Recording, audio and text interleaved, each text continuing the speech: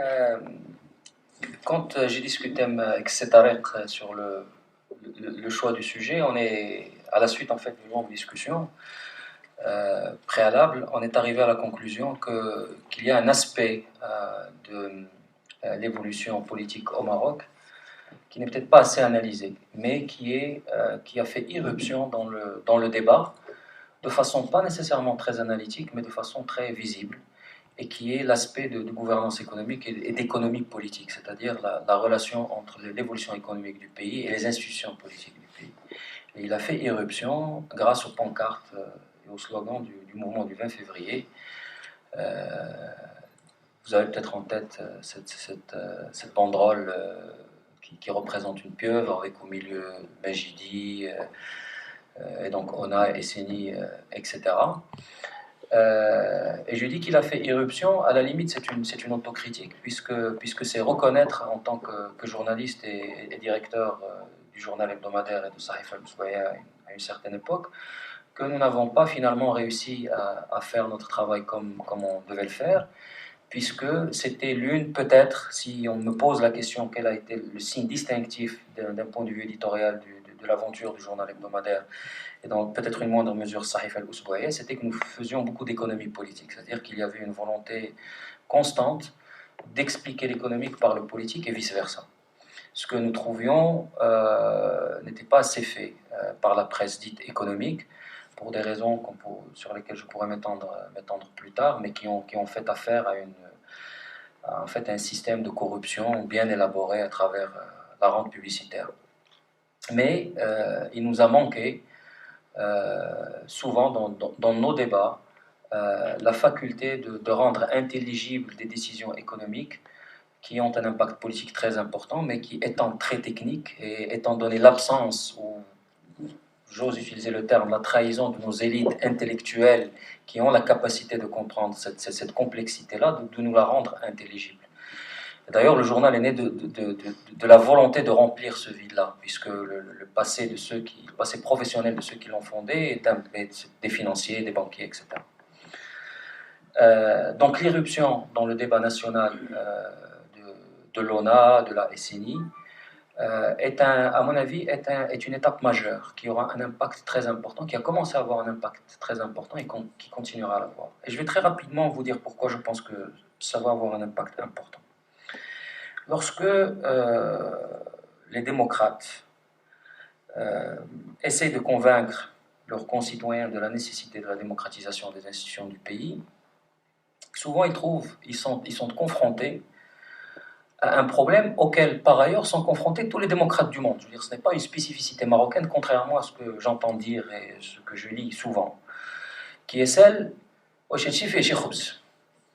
en d'autres termes, est-ce que c'est belle, c'est ok, on est d'accord, la dignité c'est beau, c'est très bien, oui, je veux plus que le caïd m'embête, etc., etc., mais est-ce que ça va permettre de développer l'économie du pays? Est-ce que ça va créer des emplois pour nos enfants? Est-ce que ça va améliorer notre quotidien? Et ce n'est pas, encore une fois, ce n'est pas une spécificité marocaine, hein.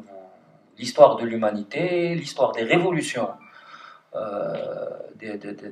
dans l'histoire de l'humanité sont des histoires qui commencent par l'économie en règle générale. Et c'est pour ça que Marx est revenu à la mode aujourd'hui, parce qu'il avait cette perspective-là.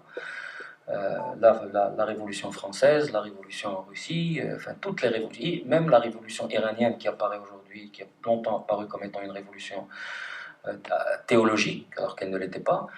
Lorsque vous analysez cette révolution-là, vous vous rendez compte que l'aspect économique a joué un rôle déterminant. Ce n'était pas le seul rôle, mais c'était un rôle déterminant. Et donc, il est tout à fait normal d'avoir ce type de débat. Alors, il est difficile parfois d'expliquer en quoi, d'expliciter le processus par lequel une bonne gouvernance politique, des institutions indépendantes, une séparation des pouvoirs, etc., amène le développement économique. Et pour être tout à fait honnête avec vous, c'est un des sujets sur lequel la science politique ne s'est toujours pas mise d'accord entre elles. C'est-à-dire que vous avez toujours aujourd'hui des gens qui ne sont pas des suppôts de dictateurs qui ne sont pas convaincus par le fait que la démocratie est le meilleur moyen pour aboutir au développement économique. D'ailleurs, d'un point de vue statistique, il n'est pas démontré que la démocratie est, est un meilleur moyen qu'un système autoritaire pour produire de la croissance économique. Ce qui a été déterminé statistiquement, le débat qui est clos, c'est que quand il y a développement économique, dans le cadre d'une démocratie, il est plus équitable. Les fruits sont mieux répartis. Ça, nous le savons. Donc la démocratie a un avantage par rapport aux autocraties, que lorsqu'il y a développement économique, ce développement économique est mieux réparti, ça donne des systèmes de santé qui sont plus équitables, ça donne des systèmes d'éducation qui sont plus efficaces, etc. Par contre, l'élément qui peut faire pencher la balance, et qui, à mon avis, trouve résonance auprès de n'importe qui, des Marocains et des Marocaines en premier, c'est lorsque vous leur dites, ben, ceux qui vous dirigent, ils vous piquent de l'argent. Là, on est dans une autre dimension. D'ailleurs, la propagande du Mrzen est basée sur le roi entrepreneur-travailleur. Il n'arrête pas d'inaugurer des autoroutes et des ponts et des machins, etc. etc. Donc l'économie, regardez ce qu'il fait pour l'économie, etc. Avec cette espèce de slogan répété ad vomitum, laissez-le travailler, les autres ne foutent rien, lui il fait tout, etc. etc. qui est évidemment un slogan d'un simplisme absolu. Mais c'est cette notion que ce n'est peut-être pas une démocratie jeffersonienne ou à la Westminster, mais c'est un autoritarisme qui est bénéfique pour le peuple, puisque celui qui dirige cet autoritarisme-là a à cœur de développer le Maroc. Alors ce n'est peut-être pas parfait en termes de respect des droits de l'homme, ce n'est peut-être pas parfait en termes de liberté de la presse, de liberté d'expression, etc., etc., mais c'est quelqu'un qui travaille pour le bien du Maroc. Or, la réalité, c'est lorsque vous analysez, et là je ne veux pas rentrer, dans ce qu'il y a dans le cœur des gens, parce qu'on parle un peu de ça, je ne veux même pas, je ne veux pas psychoanalyser le roi ou les gens qui entourent le roi, je ne sais pas s'ils veulent le bien du Maroc ou pas, moi je ne peux juger, ça je crois que c'était, je ne me rappelle plus le nom de ce cinéaste français qui a dit un jour, il n'y a pas d'amour, il n'y a que des preuves d'amour. Donc quelqu'un peut vous aimer comme il veut, mais s'il ne vous le montre pas, ça ne sert à rien à la limite. Donc je ne peux juger humainement que sur ce que je vois. Et sur ce que je vois, lorsque j'analyse l'histoire et l'évolution des affaires du roi, qui ont un poids déterminant dans l'économie marocaine, je ne suis pas enclin à penser que c'est une monarchie qui veut forcément le bien économique du pays ou le bien du pays. Et c'est ce dont je souhaite parler aujourd'hui. Je pense que pour comprendre l'évolution économico-politique du pays, il faut faire un peu d'histoire. Et commencer par un constat dont je m'étonne qu'il ne soit pas fait aujourd'hui à l'orée du printemps du Moyen-Orient.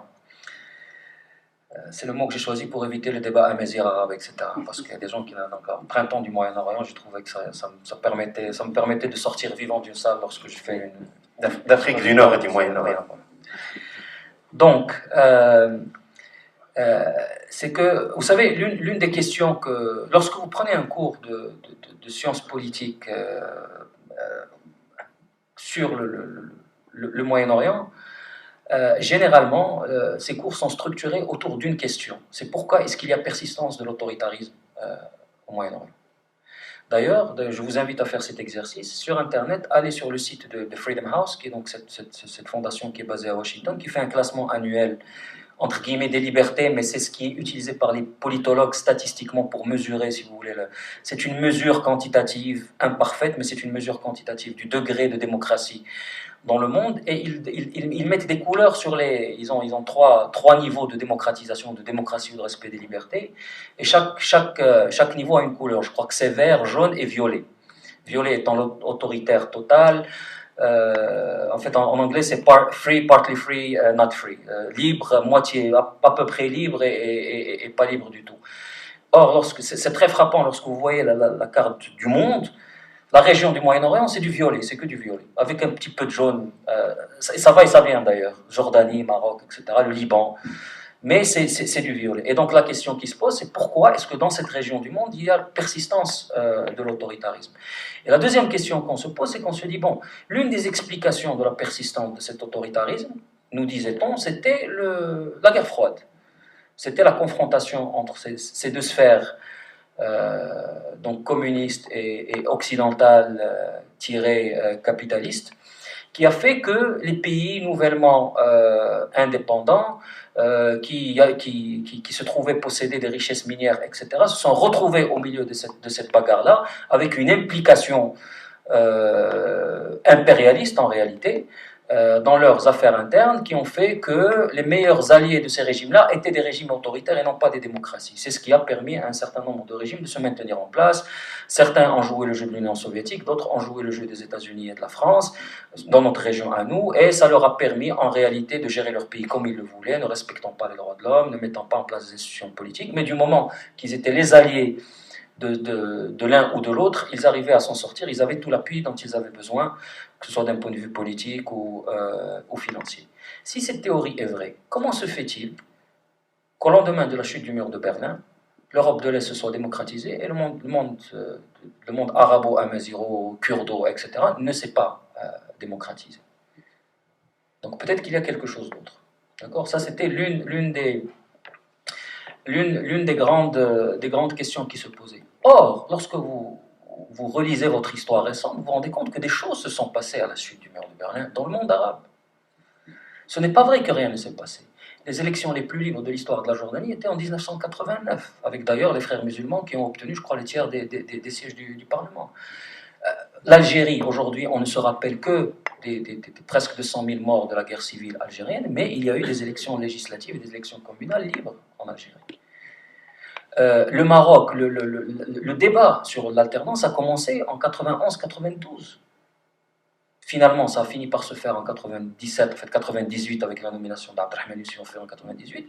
Mais le débat sur l'alternance a commencé, d'ailleurs, sur l'initiative de Hassan II, au début des années 90. Ça peut paraître anecdotique, mais la fondation du CCDH, je pense que c'était en 1989. Ce n'est pas une coïncidence.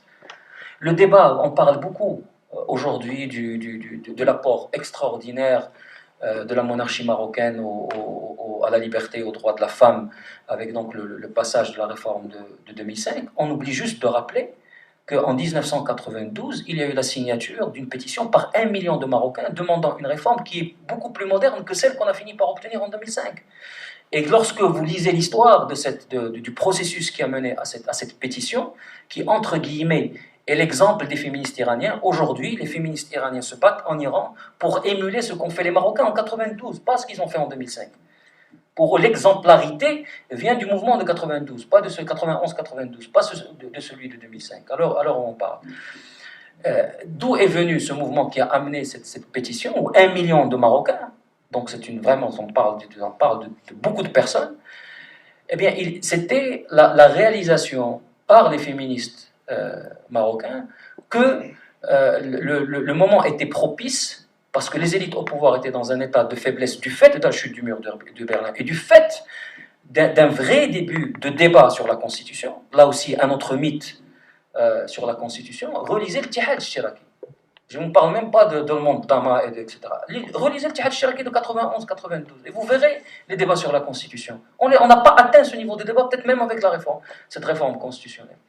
Et donc il y a eu l'utilisation de ce mouvement qu'on pensait être un début de mouvement de libéralisation politique par les féministes pour pousser, d'ailleurs, qui était pour la plupart ça a commencé d'ailleurs avec l'organisation féminine de l'OADP, qui a été jointe par celle du PPS, etc., et qui ont poussé vers cette réforme qui finalement n'a pas donné grand-chose, puisque Hassan II étant Hassan II, même s'il a compris que c'était un mouvement qui avait une certaine popularité, qui avait une certaine base populaire, a finalement fait passer une petite réformette.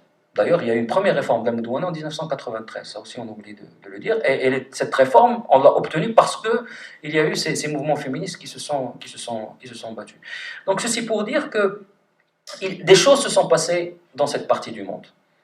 Que l'idée que nous étions face à des peuples amorphes, qui n'étaient pas du tout intéressés par le respect de leur liberté, de leur dignité, est un mythe qui est faux et qui est en plus très insultant. Donc des choses se sont passées à la fin des années 80, début des années 90, et lorsqu'on pousse l'analyse un peu plus loin, on voit tout de suite le rapport avec l'évolution économique de ces pays. Il est frappant de constater que tous les débuts d'ouverture politique, généralement, sont précédés par des émeutes et des émeutes du pain. L'Égypte, l'infitah de Sadat qui a commencé tout de suite après la mort de Nasser, mais qui a été un peu plus important à la fin des années 70, juste avant son assassinat, en Égypte, vous avez eu des émeutes du pain en 77. En Algérie, les émeutes du pain en 1988. La Tunisie, voilà encore un pays l'histoire d'un pays qui souffre d'événements, j'allais dire, de miroirs déformants. Aujourd'hui, ce qu'on retient de Ben Ali, c'est que ça a été un dictateur, et c'était un dictateur absolu et abject, mais ce qu'on oublie de dire, c'est que lorsque Ben Ali est arrivé au pouvoir avec son coup d'État médical en 1987, il y est arrivé avec l'appui des élites démocratiques tunisiennes. Et pendant quelques années, au début, il y avait cette idée que c'était le meilleur compromis possible pour faire avancer la Tunisie vers la démocratie. J'aimerais rappeler que Ghannouchi avait été condamné à mort par Bourguiba. Ce n'est pas Ben Ali qui l'a condamné à mort. Et lorsque Ben Ali est arrivé, il a fini à un moment par être exilé. Il a été mis en prison exilé, mais on ne l'a pas exécuté. C'était au début de sa présidence. Évidemment, c'est parti complètement dans une dictature qu'on connaît aujourd'hui, qui est assez documentée, à partir des années 90, quand il y a eu renouvellement de la rente géostratégique. Avant, la rente géostratégique, c'était « je suis avec l'Occident contre l'Union soviétique, donc l'Occident me soutient, et donc je n'ai pas besoin de démocratiser ». Ça, c'était durant la guerre froide, ou vice-versa, où je suis avec l'Union soviétique, pas besoin de démocratiser, parce que l'Union soviétique me soutient. Regardez un peu du côté de la Syrie, par exemple. Et un peu, c'est beaucoup plus compliqué de l'Irak. Donc, ce qui s'est passé, c'est qu'il y a eu, dans tous ces pays, il y a eu des moments où il y a eu le début du commencement de quelque chose. Et ce début de commencement de quelque chose a à voir avec la faillite de la politique économique de ces régimes-là. Alors, rapidement, là aussi, comment s'est opérée ces défaillances de gouvernance économique? Tout simplement, la paix sociale, avant, était achetée, au sens littéral du terme, par ces régimes. Je ne sais pas si vous le savez, mais le journal a été interdit 2 fois, d'ailleurs sous le gouvernement Abdelrahmane Youssouf. La deuxième fois, c'était en décembre 2000, parce que nous avions publié une lettre qui montrait, enfin une lettre et un témoignage, de mon point de vue le témoignage était plus important, de monsieur qui s'appelait Amar Khattabi, qui démontrait que en fait, le coup d'État de 72 était un coup d'État duquel était au courant la direction de ce qui était à l'époque l'UNFP, à part Abdallah Ibrahim. Mais Abdelrahim Bouhabid, Amar Khattabi a témoigné, il a écrit ce témoignage, il a informé Abdelrahim Bouhabid de l'imminence de ce coup d'État. Abdelrahim Bouhabid a appuyé le coup d'État de 1972, donc le coup d'État qui était, selon Amar Khattabi, beaucoup plus celui de Kouara Damqaran que de Ofqar. Mais bon, ça c'est une autre histoire. Donc quand nous avons enquêté quand nous avons préparé ce dossier-là, j'avais personnellement travaillé sur les archives du Monde, donc je recherchais tout ce qui avait été écrit à l'époque sur le coup d'État de 1972. Et comme c'était un système d'archivage qui date de début des années 70, donc pas très développé, en fait leur système est le suivant, ils collaient les articles correspondant au Maroc sur une même page. Mais tout type d'articles. Donc moi j'étais intéressé par le politique, et puis à côté il y avait les résultats du championnat du Maroc, de l'équipe nationale, et il y avait l'économie. Et c'est là où je me suis rendu compte, ce que je ne savais pas, qu'entre 71 et 72, c'est-à-dire quand il y a eu les 2 coups d'État, Hassan II a pris 3 décisions qui, à mon avis, éclairent le sujet dont on parle aujourd'hui. Il a augmenté le SMIC, il a augmenté la bourse des étudiants. Vous savez que peut-être que vous le savez ou que vous ne le savez pas, mais à un moment, il était plus intéressant d'être étudiant au Maroc, financièrement parlant, que d'être petit fonctionnaire.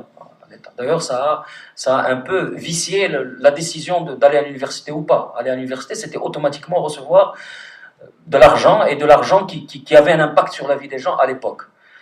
Et la troisième décision, c'est la marocanisation. Alors, ma théorie, mais ce n'est que ma théorie, c'est que Hassan II, évidemment, a su que la gauche était impliquée, enfin, était au courant du coup d'État. Et l'une des questions qu'on peut se poser immédiatement, mais pourquoi est-ce qu'il ne l'a pas rendu public? Parce que l'occasion était trop belle. Vous vous rendez compte? Abdelrahim Bouhabid et probablement Omar Ben Jelloun et ces gens-là qui étaient démocrates, etc., se sont alliés avec celui qu'ils accusaient d'être l'assassin de Mehdi Ben Barka. Normalement, ça devait tuer leur carrière politique, et pourtant Hassan II ne l'a pas fait. Je sais qu'ils le savaient parce qu'Amar Khattabi a été torturé, d'ailleurs c'était l'homme, le survivant, qui a été le plus sauvagement peut-être torturé de l'histoire du Maroc. Ils avaient mis d'ailleurs il avait du mal à marcher parce qu'ils avaient mis il l'avait mis dans un comment on appelle ça, un entonnoir, vous savez, et ils lui ont pété le bassin par la pression. Donc, moi, je l'ai rencontré, je l'ai beaucoup fréquenté au début, enfin donc 2000, 2001. Il avait du mal à marcher, c'était un bonhomme de plus de 70 ans. C'était encore la souffrance de la torture qu'il a subie. Étant donné que, bon, Amar Khattabi, là aussi entre parenthèses, c'est le cousin germain d'Abdelkarim Khattabi. C'est un monsieur, c'était un chirurgien, l'un des premiers chirurgiens marocains, etc., qui a eu sa clinique à Kenitra. Donc ce n'était pas n'importe qui. Donc la question est pourquoi Hassan II ne l'a pas fait? À mon avis, il y a deux possibilités, ou deux raisons. La première, c'est que c'est compliqué pour un dirigeant, quel qu'il soit d'un pays, de dire la terre entière était contre moi. Si la gauche est contre le roi et l'armée est contre le roi, qui est pour le roi? Quelle est sa légitimité?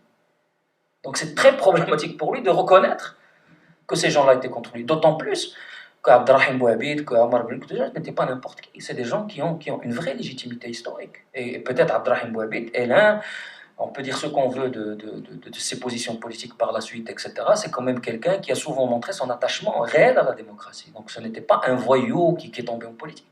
C'était un grand monsieur de la politique marocaine, respecté internationalement, etc. Donc c'était compliqué de le dire. La deuxième raison est beaucoup plus machiavélique. Probablement. Alors évidemment, ça, encore une fois, c'est ma théorie. Je n'ai aucun fait à vous opposer pour la substantier, si ce n'est la logique. C'est qu'en réalité, il tenait son opposition.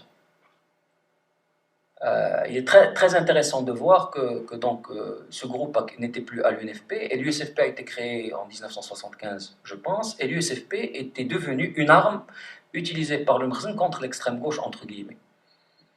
Et je pense que cette histoire de coup d'État a à voir avec l'affaiblissement de la gauche marocaine. Je crois que Hassan II a exploité cette situation-là pour, je ne dirais pas domestiquer totalement, mais en tous les cas contrôler très sérieusement une gauche qu'il s'est lui-même choisie comme adversaire.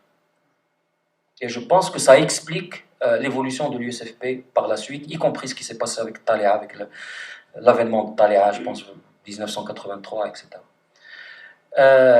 Alors, ceci pour dire que s'il a augmenté les salaires, s'il a augmenté le SMIC, donc en s'attaquant pas en s'attaquant, mais en bon machiavélien qu'il était, et ayant compris d'où venait la menace, il s'est adressé aux bases de ceux qui ont essayé de le renverser. Donc il s'est adressé aux étudiants, il s'est adressé aux ouvriers. S'il a fait ça, c'est qu'il a pu se le permettre d'un point de vue budgétaire. Alors là aussi, historiquement, on oublie qu'il y a une explosion, d'ailleurs c'est venu, d'ailleurs ça ressemble à ce qui se passe aujourd'hui, concomitamment au choc pétrolier, les prix du phosphate ont explosé à l'époque. Et à un moment, on s'est cru au Maroc, les Saoudiens avaient le pétrole, nous on avait le phosphate. Et donc les rentrées d'argent dans les caisses de l'État ont augmenté de façon très importante, et le régime a utilisé cet argent-là pour acheter la paix sociale. Alors comment ça a fonctionné? Comme ça fonctionne dans tous les pays autoritaires d'ailleurs, comme ça a fonctionné en Égypte et ailleurs, vous calmez les tensions sociales en jetant de l'argent sur l'économie, c'est-à-dire en embauchant, l'État embauche à tort et à travers, sans raison, c'est-à-dire sans que ce soit justifié par des besoins de fonctionnaires, avec des bourses pour étudiants qui ne sont pas toujours justifiées. Pour n'importe, tout le monde avait droit à une bourse qui est totalement stupide, parce qu'il y a des gens qui n'ont pas besoin de bourse, pourquoi est-ce qu'on leur donnerait une bourse? Et évidemment la subvention des matières de première nécessité, etc. Et donc c'était une façon d'acheter la paix sociale et de ne pas justement se retrouver en position de négocier avec la société la gouvernance politique et économique du pays. D'ailleurs, ce que je viens de décrire est un concept en sciences politiques, d'ailleurs c'est le seul concept en sciences politiques qui a été créé pour le Moyen-Orient, c'est le concept de l'État rentier. Et le concept de l'État rentier dit la chose suivante: un État rentier est un État qui extrait les moyens de sa subsistance matérielle, non pas de la société, mais en dehors de la société. De la société veut dire en fait les impôts. C'est pour ça que là, quand vous regardez un peu, même la Révolution française, mais la Révolution américaine, etc., le slogan c'était « No taxation without representation », pas d'impôt sans représentativité. Donc l'idée que lorsque vous voulez imposer votre société, à un moment ou à un autre, il arrive un moment où on vous demande des droits politiques, où on vous demande d'avoir son mot à dire dans la gouvernance du pays. Et en réalité, le Maroc aussi obéit un peu à cette définition d'État rentier, malgré l'absence de rente pétrolière. Le problème, c'est qu'il faut avoir les moyens de le faire. Il arrive un moment où vous n'avez plus les moyens de le faire. Et c'est ce qui s'est passé avec la crise de la fin des années 70, début des années 80, qu'ont connu beaucoup de pays au Moyen-Orient et qu'a connu le Maroc avec finalement les émeutes de 1981. Les émeutes de 1981 sont directement consécutives à l'augmentation des prix du pain. C'est pour ça qu'on les appelle les émeutes du pain.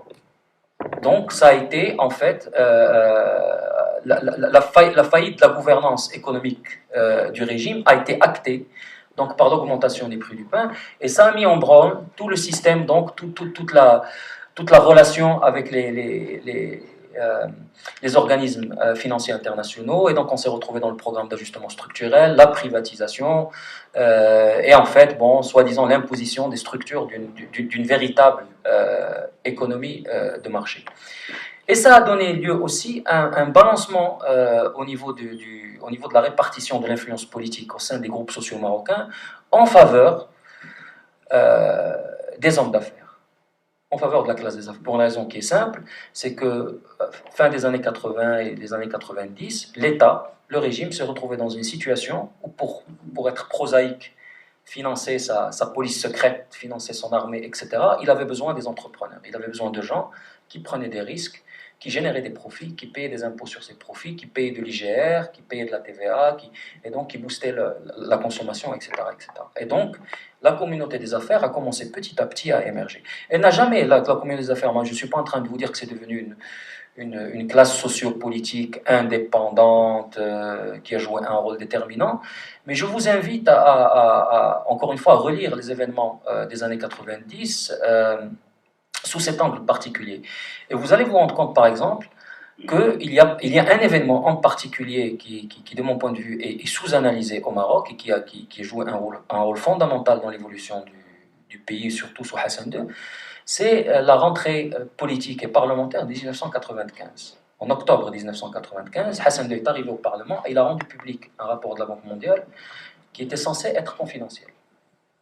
Et c'est un rapport, c'est un geste qui a surpris beaucoup de monde, pour ne pas dire tout le monde, qui même pour certains était un geste quasi suicidaire, parce que ce rapport disait la chose suivante: le problème de la gouvernance économique au Maroc est en réalité politique, et il porte deux noms, le ministère de l'Intérieur et le ministère des Finances.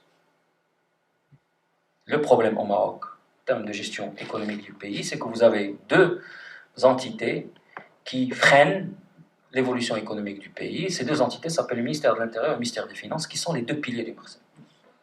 Je veux dire, même si on a nommé des politiciens non affiliés au Maroc directement au ministère des Finances, nous savons tous que en fait, le ministère des Finances est un ministère qui, à l'image du ministère de l'Intérieur, est assez contrôlé, même très contrôlé par la monarchie.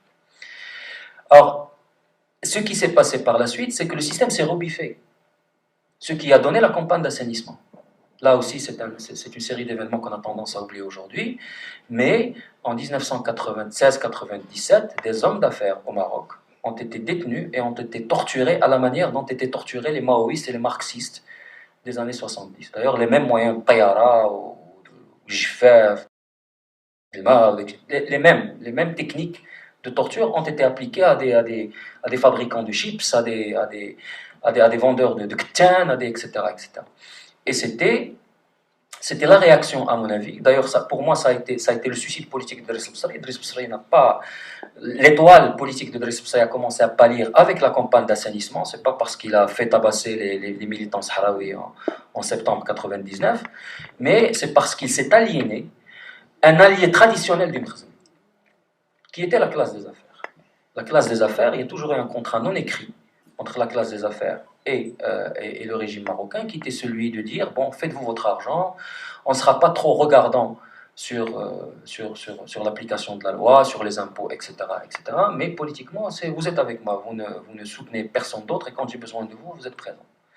Or, ce contrat non écrit a été violé en 96-97 parce qu'il y a eu une harka du Mkhzen qui était suicidaire d'un point de vue politique, et qu'il était tellement que Hassan II a fini par arbitrer en faveur des hommes d'affaires, puisque la campagne d'assainissement a été arrêtée illico presto, et les gens qui ont été arrêtés ont été libérés.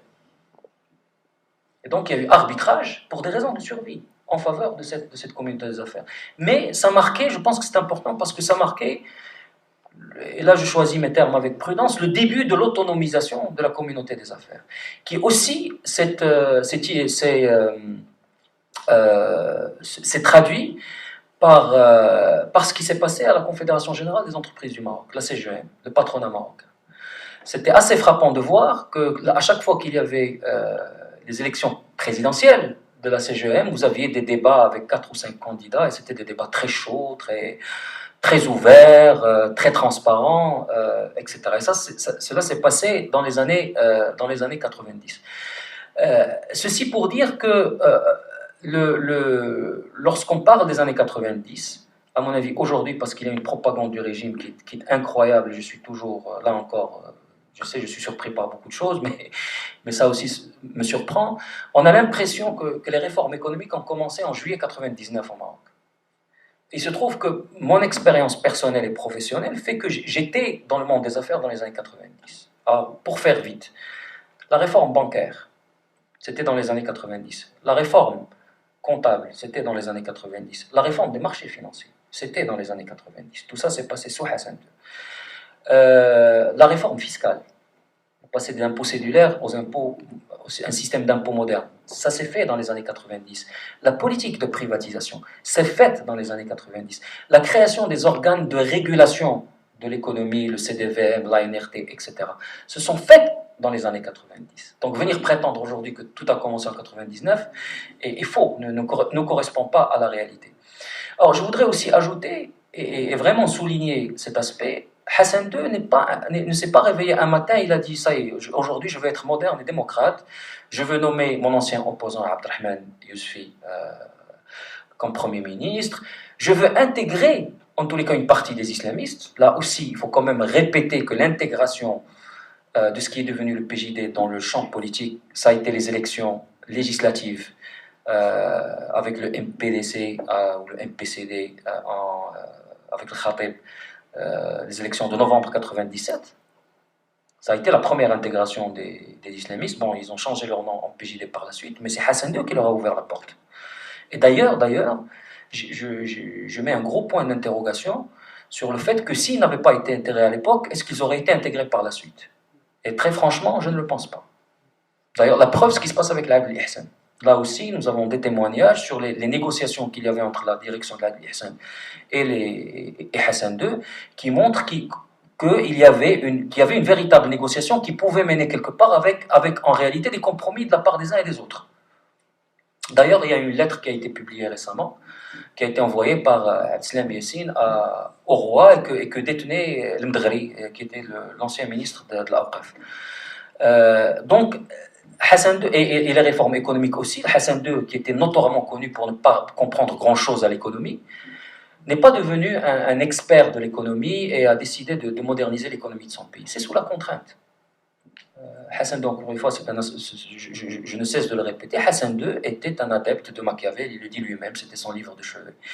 Mais pas seulement que dans le sens péjoratif, dans le sens réellement de la science politique, c'est-à-dire c'est quelqu'un qui, quand il s'agissait de politique, était amoral. Donc il pouvait être immoral. C'est-à-dire que si la situation lui commandait pour préserver ses prérogatives de torturer, ben il torturait. Si au contraire ça commandait un peu plus de liberté de la presse, il permettait la liberté de la presse. Mais il fallait que ça arrange ses affaires à lui. Ce n'était pas sur la base de principes philosophiques de liberté.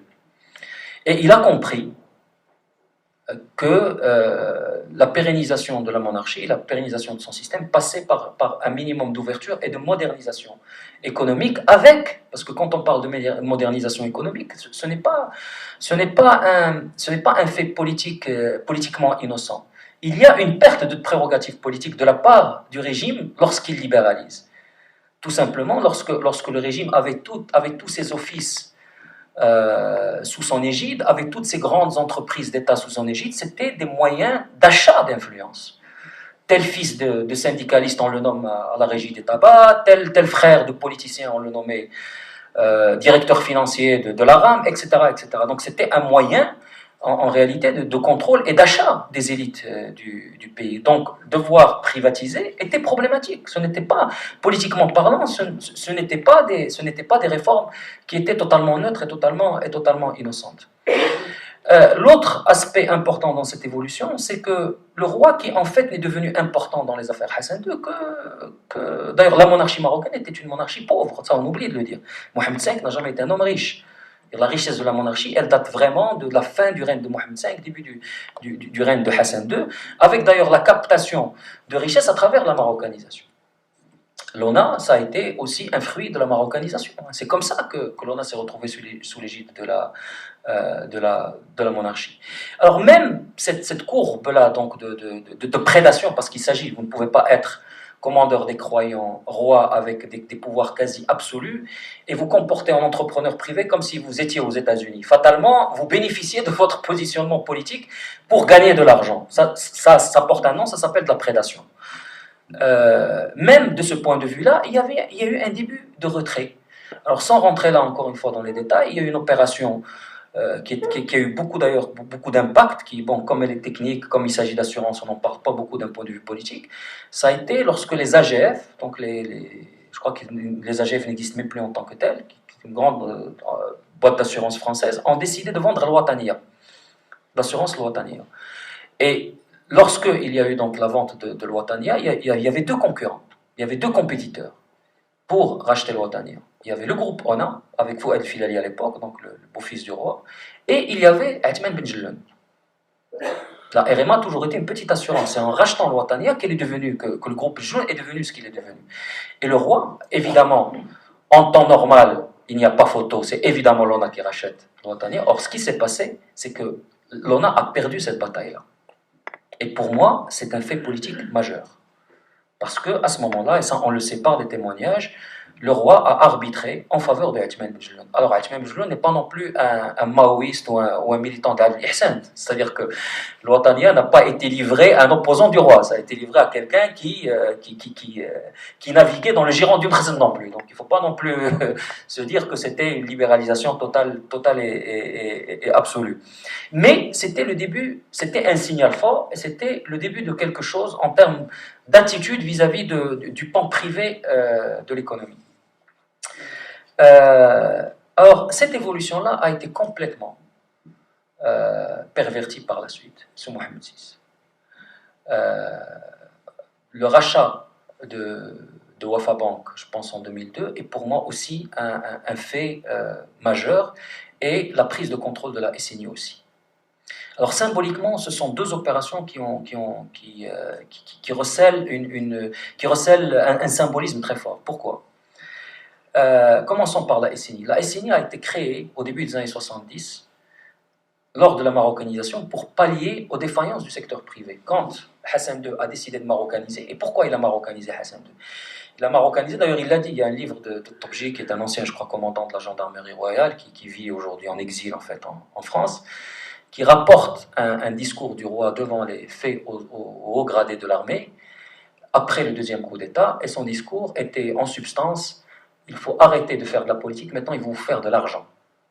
Et d'ailleurs, qui a bénéficié de la politique de marocanisation? Donc, obligation faite aux possédants, propriétaires, entrepreneurs français de vendre leurs affaires ou leurs terres à des Marocains.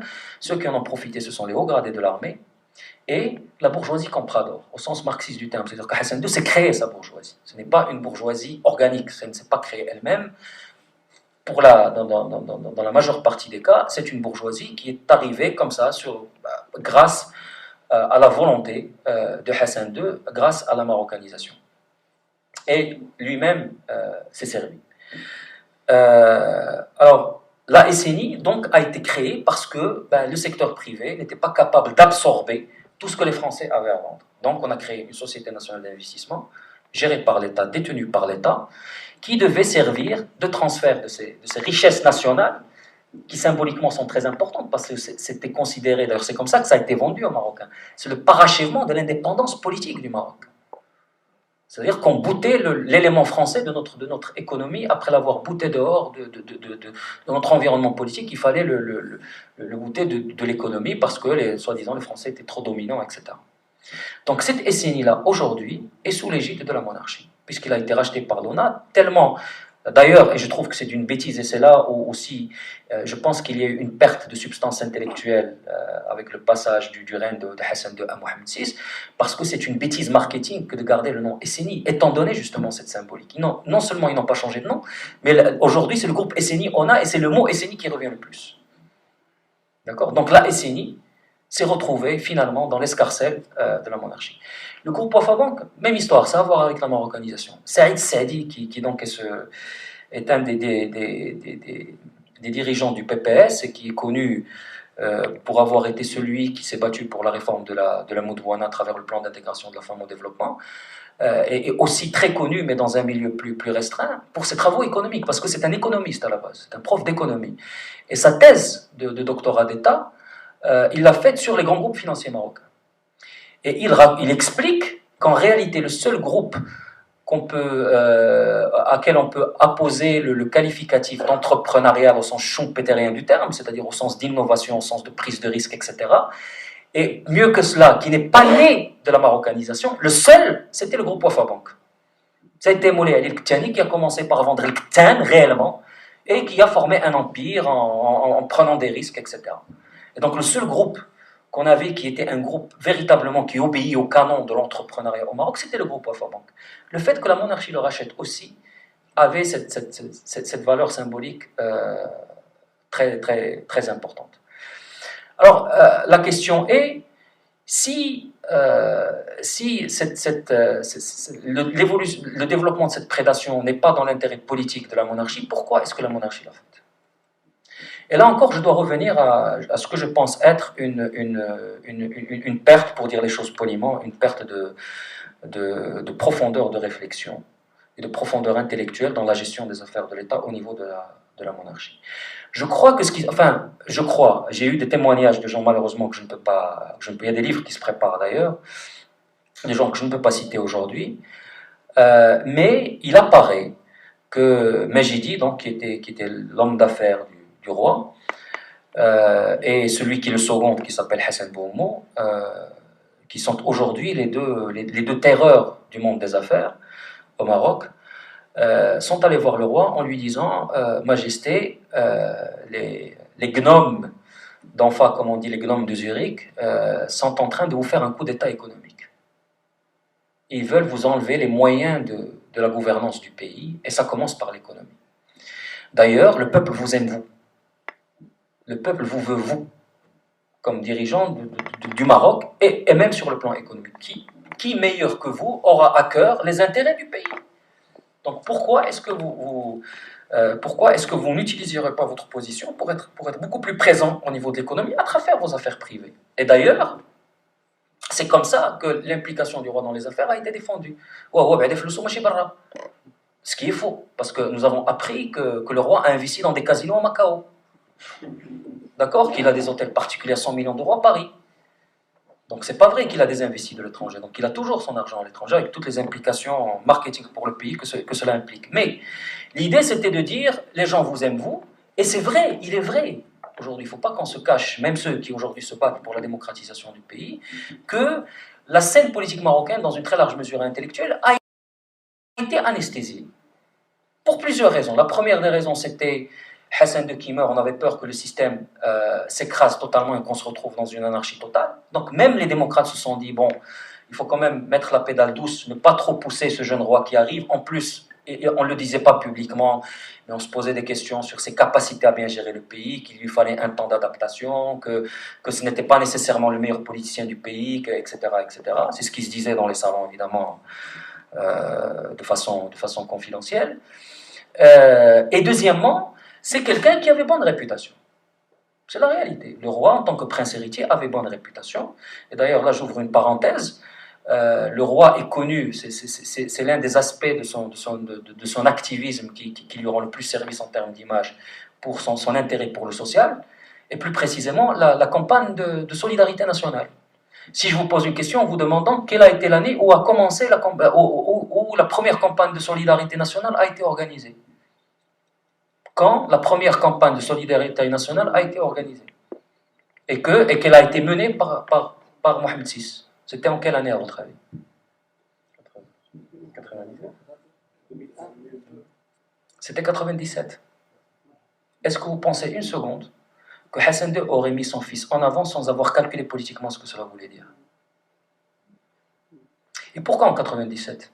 On était à la fin de la campagne d'assainissement. C'était l'anti-Bsri. C'est-à-dire, et je peux vous donner des détails, la fondation Wafa Bank distribuait le harira. C'était connu à Casablanca. En 96, la Fora leur a interdit la distribution de harira. En 97, c'est Mohamed VI qui était avec eux. Najet Mjid a eu tous les problèmes du monde avec la Fora. L'année d'après, en 97, Mohamed VI, à l'époque prince héritier, se fait photographier avec elle.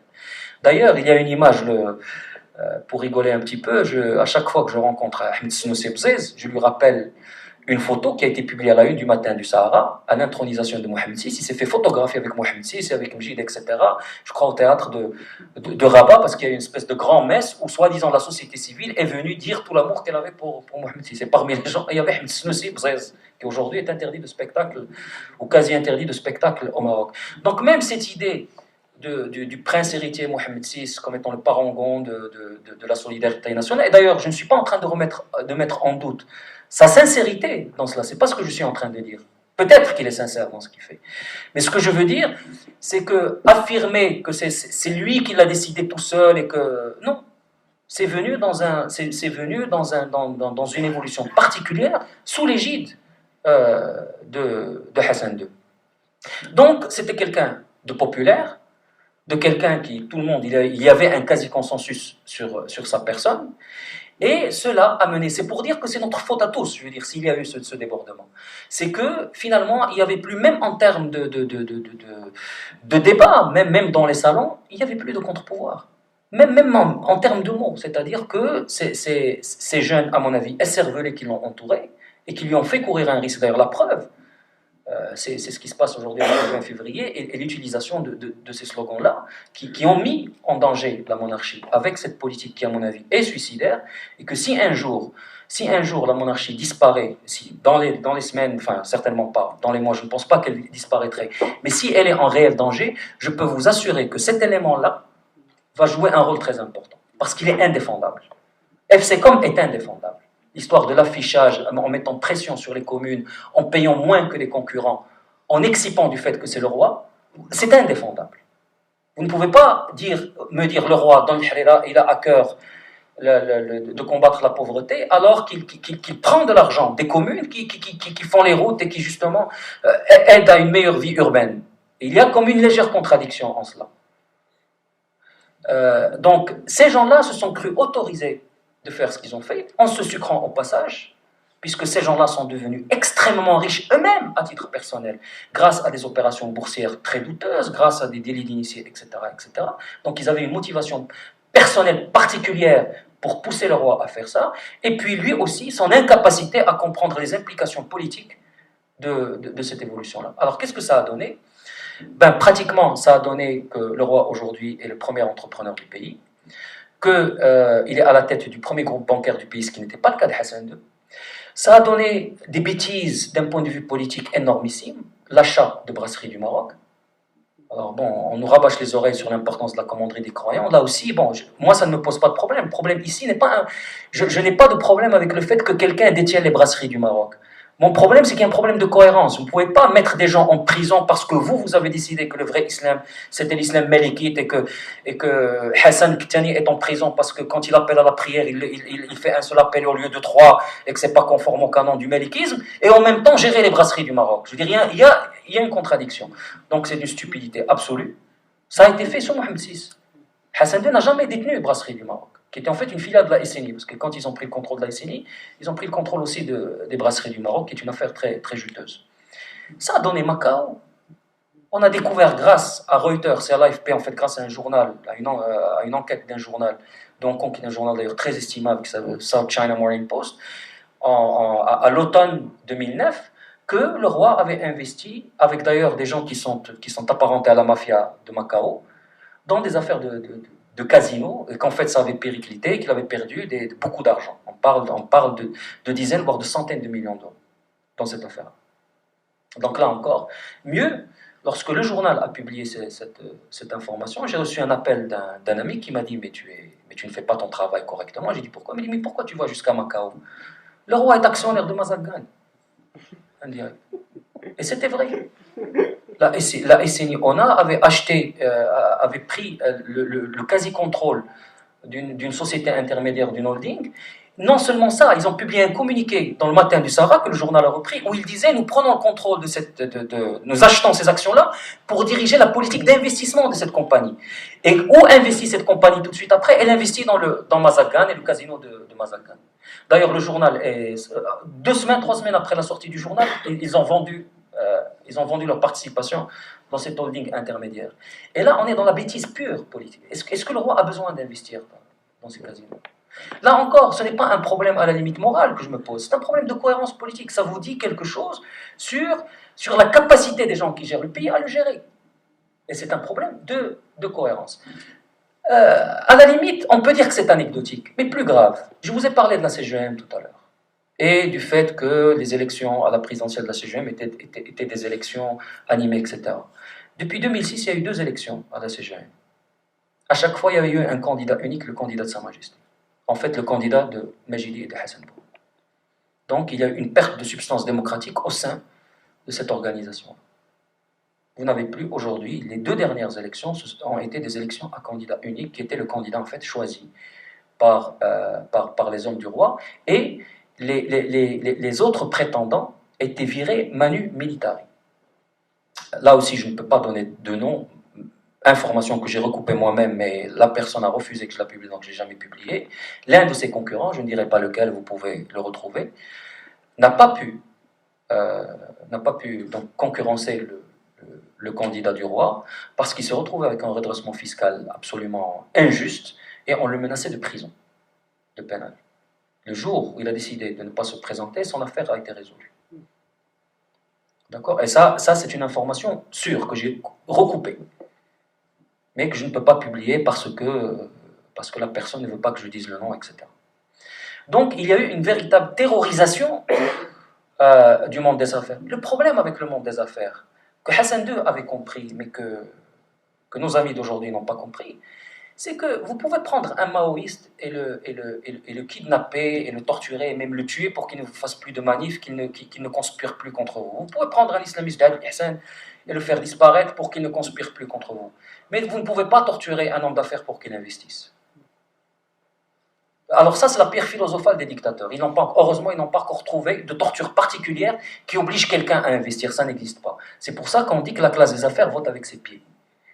Or, le régime, pour la stabilisation du pays, a besoin que les gens investissent. Hassan II l'a compris, d'ailleurs, Hassan II l'a compris même un peu tard, et a essayé d'arranger les choses, il n'a pas réussi à les arranger, puisque l'investissement national, surtout dans tout ce qui est industrie, est resté très bas. Ce que nous avons eu, lorsque vous analysez les chiffres en détail de l'économie marocaine, vous vous rendez compte qu'il y a un transfert des richesses du peu d'industrie qu'on avait vers le foncier, vers la spéculation foncière, parce qu'il y a eu une libération de la réserve foncière. D'ailleurs, les fortunes qui se sont accumulées dans les années 2000 sous Mohamed VI, ce ne sont pas des fortunes de grands groupes industriels, ce sont des fortunes boursières, donc de coûts boursiers ou de coûts fonciers. Le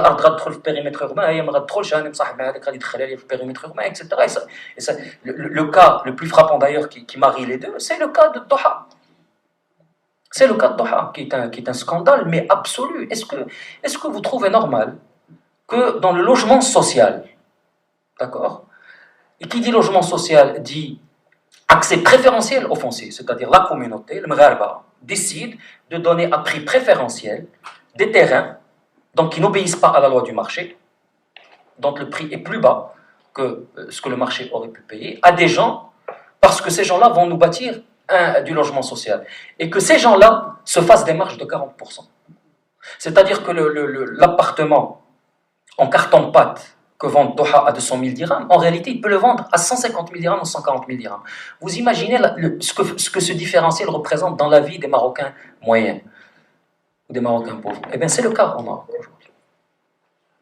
Donc, ça a donné, ça a donné cette prédation a eu un coût. Et aujourd'hui, la question qu'on doit se poser, ou si vous voulez, la stratégie, à mon avis, qui doit être adoptée parce qu'elle est en faveur, parce qu'elle est importante pour le bien-être de notre pays et de nos concitoyens, c'est que les militants pour la démocratie, notamment les militants du mouvement du 20 février, doivent aller au-delà des slogans. Ils doivent expliquer en quoi Majidi est nocif. Parce que même quand vous dites le roi est dans les affaires, ça ne parle pas directement aux gens. Il faut leur expliquer comment il y a destruction de valeurs, comment il y a destruction d'opportunités de création de richesses, comment il y a destruction d'opportunités de création d'emplois lorsqu'on laisse des Majidi et des Bohumo comme des éléphants dans des magasins de porcelaine et qu'ils cassent la confiance dans l'économie du pays, et sous le regard du roi qui ne fait rien, qui apparemment jusqu'à aujourd'hui, ça ne pose aucun problème pour ça n'a pas l'air de lui poser un problème majeur. Et c'est à mon avis l'effort que nous devons faire aujourd'hui, dénoncer Majidi et dénoncer si vous voulez l'accès aux affaires d'une façon prédatrice est important. Ce qui est aussi important, je pense, c'est de remédier à la défaillance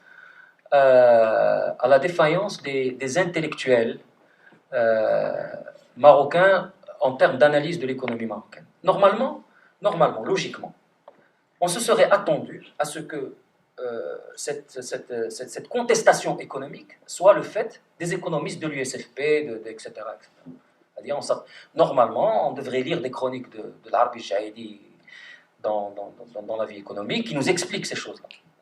Ou bon, Najib Arqsbi, lui, il le fait pas assez à mon goût, mais ce n'est pas pour des raisons politiques, mais parce qu'il a d'autres intérêts, il est beaucoup plus axé sur l'agriculture. Lui, son grand combat, c'est la fiscalisation de l'agriculture, qui est d'ailleurs la défiscalisation de l'agriculture, celui de dénoncer les hommes d'affaires, mais autre chose, lorsque la gauche a perdu le combat idéologique du capitalisme au Maroc.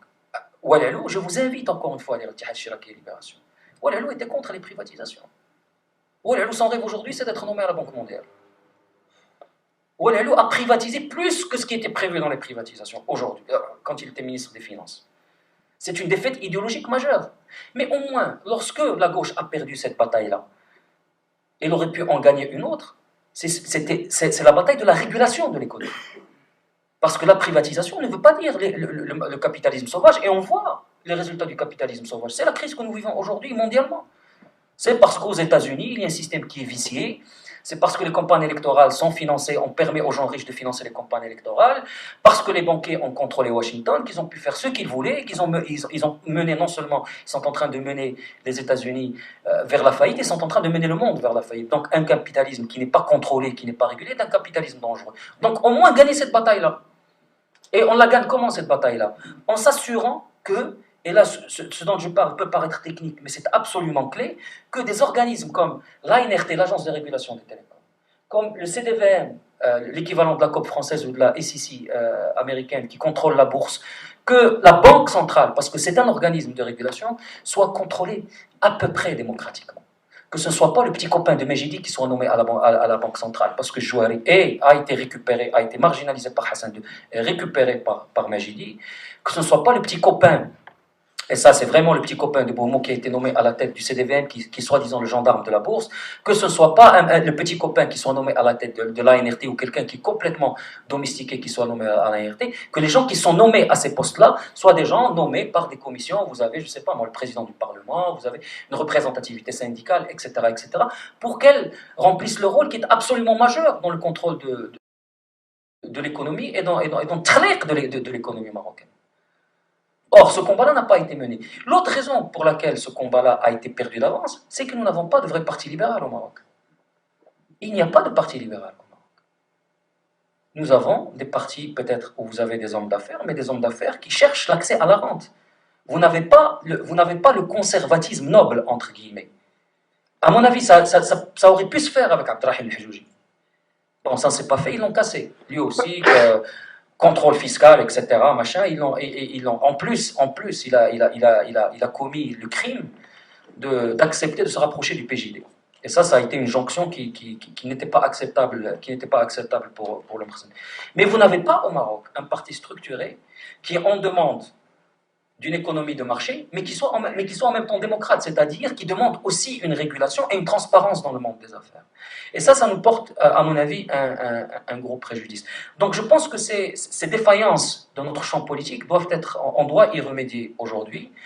Et j'espère que le mouvement du 20 février poussera nos intellectuels à faire ce travail-là. Alors, je crois que j'ai déjà beaucoup parlé. C'était très intéressant. Donc je m'arrête là et puis, je réponds à vos questions pour essayer de remplir les trous que je n'ai pas pu.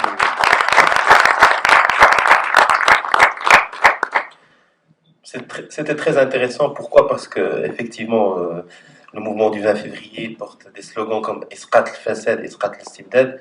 Donc, abat la malgouvernance, abat le despotisme, mais beaucoup d'entre nous ne savent pas exactement les détails de cette malgouvernance et de cette corruption à grande échelle, de ces institutions qui devraient réguler l'économie et mettre un petit peu d'ordre dans ce système et qui sont tout à fait... Est-ce qu'on peut les qualifier de merzaniennes, puisque ce sont des dirigeants d'institutions, comme vous l'avez dit, qui sont petits copains avec Majidi, petits copains avec Bouhammo.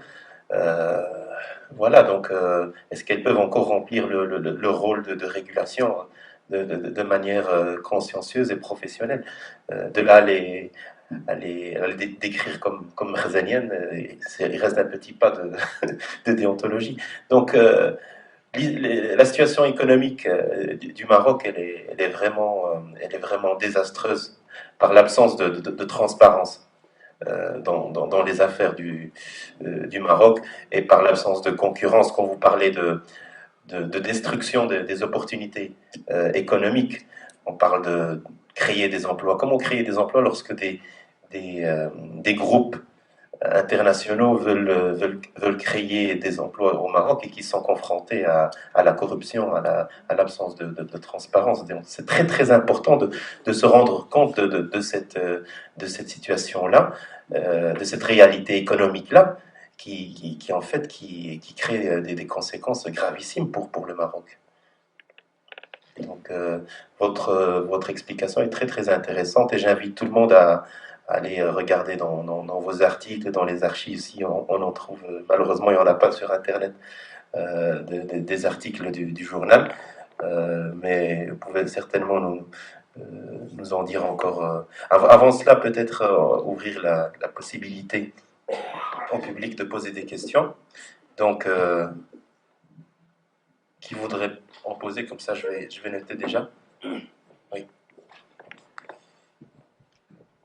D'abord, merci beaucoup pour c'est très fort. Merci pour ce cours d'économie politique. Effectivement, c'était très intéressant. J'ai une petite question, mais vraiment un détail. Vous avez décrit qu'il y avait à un certain moment une certaine autonomisation de la bourgeoisie par rapport au pouvoir de Hassan II, et qu'il a engagé des réformes, notamment tout ce qui est contrôle, etc., la réforme bancaire, etc. Vous avez bien précisé la date, enfin les années 90, mais est-ce qu'il n'y avait pas aussi la vague libérale par rapport aux directives du FMI, de la Banque mondiale, l'ouverture du marché, la chute des prix des matières premières, et donc des phosphates, etc.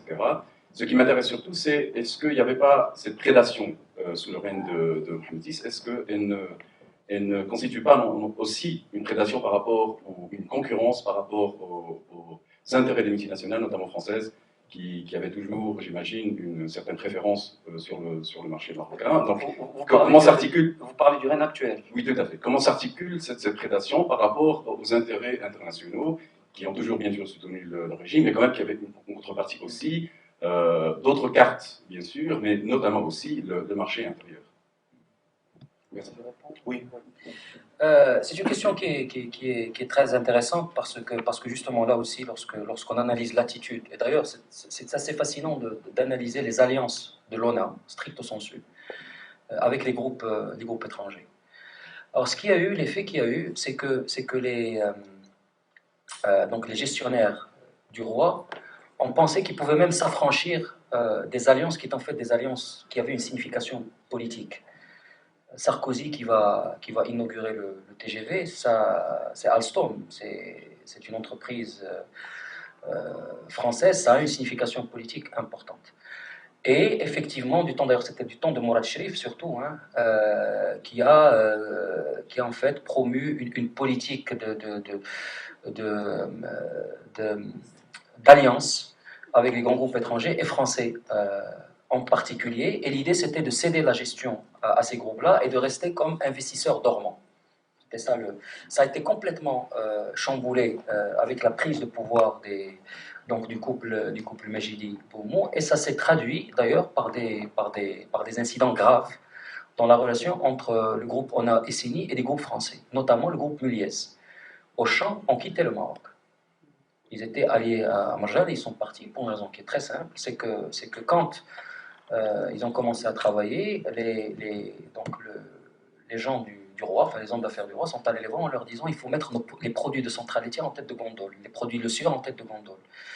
Et les distributeurs que sont Auchan leur ont expliqué qu'un distributeur, ça gagne de l'argent en mettant en concurrence les fournisseurs. C'est comme ça que ça gagne de l'argent, un distributeur. Donc il met en tête de gondole le produit sur lequel lui, en tant que distributeur, gagne le plus de marge.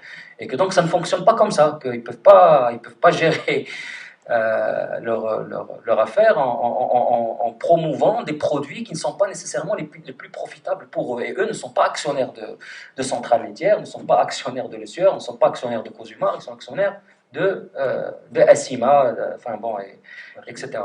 Et, et la réponse de ça, je le sais, parce qu'il se trouve que le consultant qui a été embauché par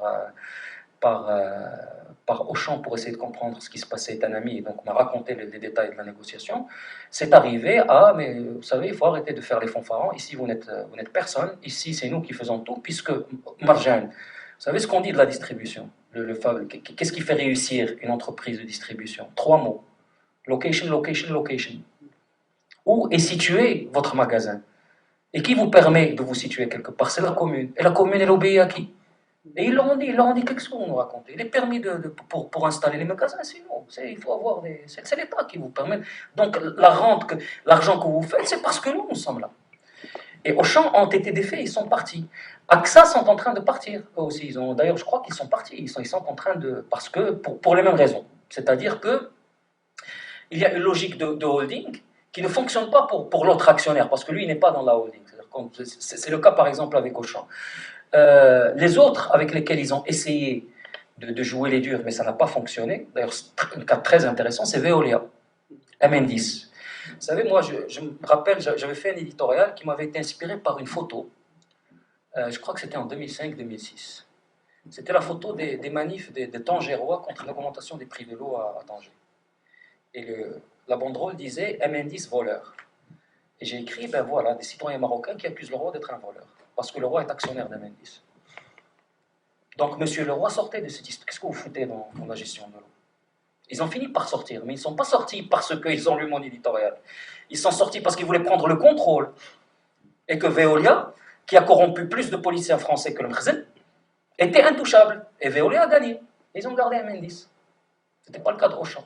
Parce que Veolia, tous les scandales du monde politique français dans les années 90, les Urba, les machins, etc., c'était, vous trouviez la logneuse des eaux, c'était parce que ça dealait avec les communes et ça achetait du politicien français à tire-larigot. Et donc, ce sont des entreprises qui sont très fortes en France.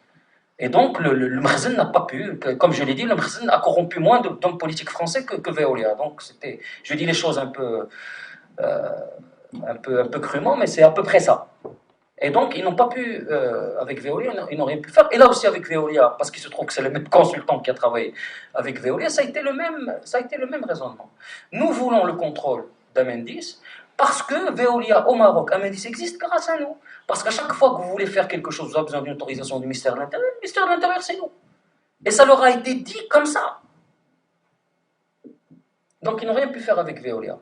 La deuxième évolution très intéressante, vous l'avez très certainement remarqué, il y a eu une prépondérance d'arrivée de groupes du Golfe. Et Ammar, d'ailleurs, ça a été problématique, parce que quand Ammar s'est cassé la gueule à Dubaï, il y a eu des répercussions. Quand vous allez au bol grec, il y a eu un pan du projet qui s'est complètement arrêté. D'ailleurs, je ne sais pas comment ils sont en train d'arranger le jeu, parce qu'Ammar n'a pas payé les fournisseurs, a pris ses clics et ses claques et est parti. La partie qui fonctionne, c'est celle qu'ils ont faite avec, je ne me rappelle plus le nom du groupe, mais un groupe d'Abu Dhabi, contrairement à Ammar qui est un groupe de Dubaï. Pourquoi est-ce qu'il y a une propension à aller rechercher des alliances avec des grands groupes du Golfe plutôt que des grands groupes occidentaux? Là encore, on revient aux institutions politiques. Parce que lorsque vous avez comme coactionnaire une société qui est cotée à la bourse de New York ou à la bourse de Paris, il y a des associations d'actionnaires minoritaires. Il y a une justice indépendante qui, si il est démontré que ces groupes-là ont commis des actes délictueux quelque part, ils rendent compte. Il y a la charte de l'OCDE contre la corruption. Donc ces groupes-là ne sont pas flexibles, sont de moins en moins flexibles. Je ne suis pas en train de dire qu'ils sont des saints. D'ailleurs, Siemens, qui est un groupe allemand, avec toute la réputation qu'a l'Allemagne en termes d'honnêteté dans les affaires, etc., s'est révélé être un des groupes les plus corrupteurs de la Terre. D'accord? Mais c'est compliqué. Et lorsque vous avez une grande entreprise qui vient des pays où il n'y a pas de contre-pouvoir, qui d'ailleurs est demandeuse, hein, c'est ça qu'il faut comprendre aussi, ce sont des groupes qui sont demandeurs de l'alliance avec le roi. Ils ne veulent pas entendre parler d'hommes d'affaires normaux. Pourquoi? Parce que s'ils ont un problème, ils veulent appeler le cabinet royal. Ils ne veulent pas se retrouver devant un juge à la cour, au tribunal de commerce de Casablanca. Ils ne veulent pas se casser la tête, pas seulement avec le Mqaddam, mais avec le Qaïd, même avec un ministre. Eux, ils veulent un numéro de portable d'un conseiller de Sa Majesté qu'ils appellent et ils règlent le problème, c'est terminé. Et donc il faut s'allier au roi directement. D'ailleurs, ça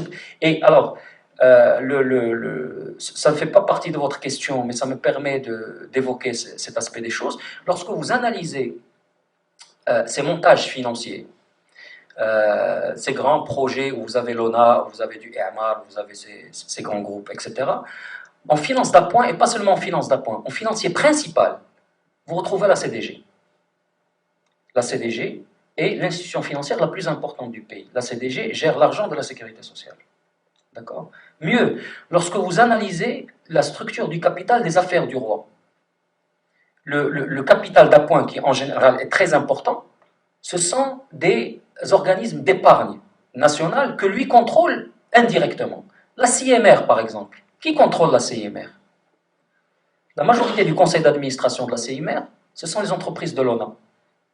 La CIMR gère l'épargne privée du secteur privé. La CIMR, c'est l'épargne du secteur privé. Je crois qu'il n'y a pas une seule affaire du roi où la CIMR n'est pas actionnaire. D'accord? Donc il y a, et c'est très grave, la MAMTA MCM, qui est une mutuelle, donc en général, normalement qui ne doit pas être contrôlé, qui est un groupe financier d'une puissance considérable, mais qui est d'un symbolisme politique très important, parce que c'est la mutuelle des agriculteurs et des enseignants, la Manda MCMA. Elle est complètement domestiquée. D'ailleurs, c'est un ami de Beaumont qui a été nommé comme directeur général. Yacoub Bissoussen, ils l'ont gardé comme président un peu fantoche, mais le véritable patron, c'est un ami à eux qu'ils ont mis là-bas. Et évidemment, quand Wana Périclite a des problèmes pour emprunter de l'argent, ils montent un emprunt obligataire, et qui souscrit à cet emprunt? La Manda MCMA est la première à souscrire. Donc ils ont mis en place un système de collecte de l'épargne et de contrôle de l'épargne nationale qui fait qu'il y a un effet d'éviction pour le reste, il n'y en a que pour eux, sans contre-pouvoir. Et cela aussi, malheureusement, ce n'est pas analysé. Donc il y a une captation de l'épargne qui est très problématique, qui est d'autant plus problématique que dernièrement, peut-être que vous avez entendu parler, parce que quand ça a commencé, quand ça a commencé à être trop, parce qu'ils sont allés trop loin, ça confine à de la bêtise à un moment, je veux dire. C'est un soprano débile, je veux dire, le mec qui gère les affaires du roi. C'est même plus... Quand ça a commencé à être problématique, ils ont dit, ah non, on va sortir de la bourse. Et ils ont...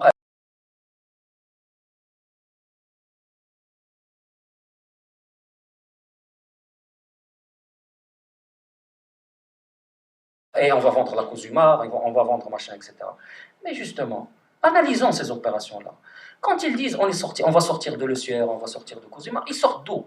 Ils sortent de secteurs qui sont en train d'être dérégulés, c'est-à-dire de secteurs où il va y avoir une vraie concurrence. Et ils sont incapables de faire face à la concurrence. D'accord? Donc ils sont en train de quitter les secteurs régulés et ils recherchent les secteurs hyper régulés. Pourquoi ils recherchent les secteurs régulés? Par exemple, l'énergie. Vous avez vu que maintenant, l'ONA SNI investit beaucoup dans l'énergie. Même la banque Tijari Wafa Bank, le fait qu'il garde une partie importante de Tijari Wafa Bank, c'est un secteur hyper régulé. Parce que dans les secteurs qui sont très régulés, votre marge, votre profit, votre rente, vous l'obtenez grâce à votre capacité de négociation avec l'État, parce que c'est l'État qui régule. Ce n'est pas parce que vous arrivez à produire un produit qui est meilleur que votre concurrent que vous gagnez plus d'argent. C'est parce que vous pouvez prendre votre téléphone, appeler Joël et lui dire, bon, le Tijari Ofabank ne va pas respecter le ratio de risque ce mois, vous n'allez pas nous embêter avec un avertissement, et lui dire, ou que l'ANRT ferme les yeux sur des coûts d'interconnexion trop élevés ou pas assez élevés, etc. Que l'ONE s'oblige à acheter du producteur dans lequel Nareva, dans lequel Elona, et l'ONE qui nomme le patron de l'ONE, il est nommé par Daesh, c'est le roi, et donc on n'en sort pas.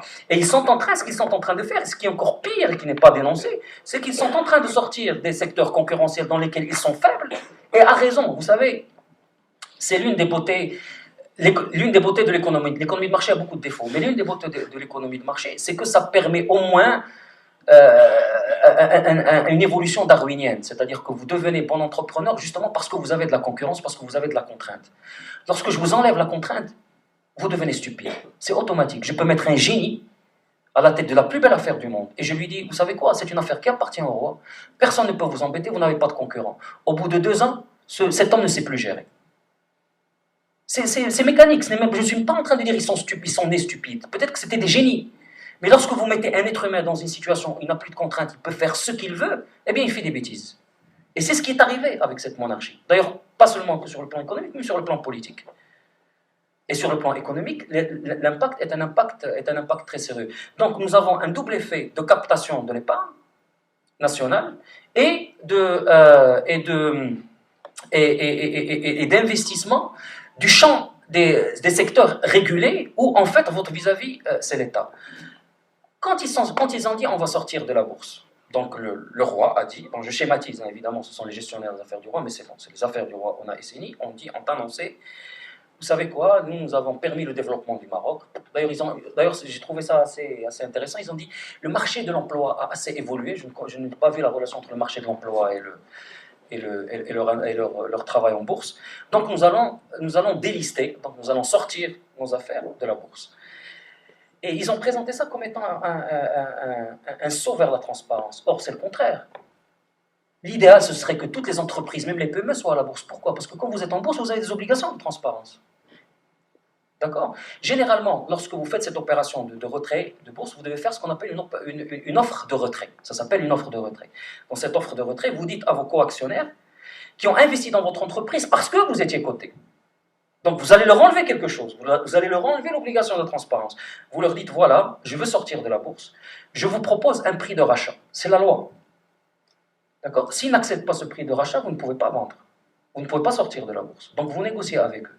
Quand ils acceptent ce prix de rachat, ils vous vendent leur action et vous sortez tout seul. Sinon, ils vous disent, vous savez quoi, nous on veut rester avec vous. Nous on pense que vous êtes un grand gestionnaire et même si vous n'aurez plus les obligations de transparence que vous avez en étant coté, moi je trouve que vous êtes le Steve Jobs du Maroc. Je veux rester avec vous, vous allez m'enrichir à l'avenir, même si vous sortez de la bourse, je veux rester avec vous. Marhaba, vous restez. Qu'est-ce qui s'est passé avec l'opération On a essayé? Quand ils ont fait cette annonce-là, moi je me suis dit, peut-être qu'ils vont s'en sortir par le haut. Parce que imaginons une seconde, que la CIMR, la Mamda MCMA, les filiales de la CDG, la CMR est sortie, la Caisse marocaine de retraite est sortie, et ce sont les seuls, disent, nous avons passé un très bon moment avec vous, Sa Majesté, comme co-actionnaire, nous avons gagné de l'argent, et maintenant on aimerait réaliser notre profit. On a gagné de l'argent sur papier, hein, ce ne sont pas des profits qui ont été réalisés. Maintenant on veut réaliser ce profit. On veut du cash, on veut réinvestir ailleurs. Et d'ailleurs ça c'est une grosse question, parce que normalement ces entreprises-là sont régulées au niveau de leur investissement, pour des raisons évidentes. Lorsque vous gérez l'argent de la sécurité sociale ou l'argent des retraites, généralement vous avez obligation d'investir dans certains secteurs et dans pas d'autres, et dans des secteurs généralement qui sont mieux contrôlés. Donc là il y a un point d'interrogation par rapport à la légalité du fait de rester actionnaire d'une entreprise qui n'est plus cotée. Donc ils auraient pu sortir par le haut en disant très bien, moi, roi du Maroc, je vous dis, c'est le moment de sortir. Et l'on a offert un bon prix. Le prix de rachat était un bon prix. Donc, si ils avaient accepté l'offre et ils étaient sortis, et si les étrangers qui étaient dans le capital avaient dit non, on veut rester avec vous. Non, même dans le hors-côte, on veut rester avec vous, ça aurait été, d'un point de vue moral, le jackpot pour la monarchie. Là, ils auraient fait taire tous les Boukhadjamais du monde. Terminé. Plus rien à dire. Pourquoi? Parce qu'ils auraient démontré qu'effectivement, ils ont accompagné un développement, qu'ils n'ont pas usé et abusé de l'épargne nationale, qu'ils ont rémunéré cette épargne nationale de façon généreuse, et qu'en plus, ils ont eu un vote de confiance de la part d'investisseurs étrangers spécialistes dans ces affaires-là. Donc, le cas est clos, on n'en parle plus, je ne serai pas aujourd'hui en train de vous raconter ce que je vous raconte. Qu'est-ce qui s'est passé à votre avis? Le contraire, exactement le contraire. Les caisses d'épargne, les mutuelles, sont toutes restées actionnaires, et sont sorties dans la forêt noire, et les étrangers se sont barrés. Ils ont dit, on est désolé, on ne marche plus, on n'y va plus. Et ça, c'est terrible. C'est terrible, c'est le hold-up du siècle, je suis désolé. C'est le hold-up du siècle. Lorsque moi je ne comprends pas que l'USFP ne réagisse pas quand Anis Al-Alami est nommé à la tête de la CDG, même d'un point de vue symbolique, la CDG a été créée par Abdrahim Bouhabid. Et c'est une entreprise, c'est une organisation magnifique. Lorsqu'on ramène un laquais d'un copain du roi et qu'on le met à la tête d'un organisme aussi important, je suis désolé, c'est un scandale absolu. Personne n'a moufté. Pourquoi? Parce que ça donne de la pub, parce que notre presse, et la grande majorité, soit est corrompue jusqu'à la moelle, soit veut juste survivre un peu décemment et préfère ne pas aborder ces sujets, mais tout le monde ferme les yeux sur ces affaires-là. Ou bien ils ne comprennent pas, ils n'ont pas les outils intellectuels pour comprendre leur pertinence politique, ou bien ils comprennent un petit peu et ils ont peur, ils savent qu'il y va de leur survie économique et financière. Et d'ailleurs, moi, ma théorie sur la fermeture du journal, elle vient de là. C'est parce que le journal faisait de l'économie politique qu'il a eu les problèmes qu'il a eu. C'est pas parce qu'on demandait la réforme de la Constitution, ou qu'on faisait parler Nadi Yassine, ou qu'on... Non, moi je pense que c'est pas ça qui les embêtait. Ce qui les embêtait, c'était le pognon, c'était l'argent, c'était le fait qu'on suivait ce qui se passait sur ce plan-là. Juste par rapport à la manière dont les gestionnaires du roi et des groupes comme Marjan ou Assima traitent et voient la concurrence avec d'autres intervenants nationaux, par exemple l'affaire de Chabi et de Aswaq Salam. Est-ce qu'elle n'est pas révélatrice de ce manque de transparence et de corruption institutionnalisée lorsque Chabi veut installer donc une surface de grande distribution? J'ai oublié quelle ville c'était, mais qu'on lui dit que désolé, il y a déjà un dossier, or qu'il était sûr et certain qu'il n'y avait pas de dossier qui était rentré auparavant par Marjan. Est-ce que c'est pas révélateur aussi? Bon, c'est révélateur, mais je ne veux pas. Le cas Chabi me pose un petit problème, pour être tout à fait franc. C'est que Chabi est puissant, je ne sais pas pourquoi il est puissant. Parce que quelqu'un à la place de Chabi aurait moufté, aurait morflé il y a longtemps. Et j'ai un gros point d'interrogation. Est-ce que ça a à voir avec des services rendus du temps de Hassan II? Je ne sais pas, il y a beaucoup de rumeurs, donc je ne veux pas propager des rumeurs pour lesquelles je n'ai absolument aucune preuve. Mais ce que je sais, moi, Chabi, d'ailleurs c'est le journal, le premier qui a publié une interview de Chabi où il disait qu'il faut que le roi sorte de l'honneur. Et j'ai eu une discussion avec lui. Parce qu'à la dernière minute, il a voulu qu'on enlève cette phrase de l'interview. Et je l'ai appelé, je lui ai dit, écoutez, je ne peux pas vous promettre que vous n'aurez pas de problème, je peux même vous promettre que vous allez avoir des problèmes. Donc je ne peux pas vous dire décemment. Alors pour moi, c'est un scoop extraordinaire. J'ai effectivement intérêt à ce que ce soit publié, mais vous allez rendre service à ce pays. Parce qu'il faut que quelqu'un lui dise. Quelqu'un comme vous, pas quelqu'un comme moi. Qu'il dise Chibzef, Baraka, calmez-vous un peu. Il faut que quelqu'un lui dise. Donc commencez-vous, et puis d'ailleurs, le Karim Tiazi qui se retrouve dans le 20 février, Karim Tiazi est tout sauf un révolutionnaire. Que Karim Tiazi se retrouve le 20 février, c'est que vraiment ils sont allés trop loin. Que Chabi même, Chabi.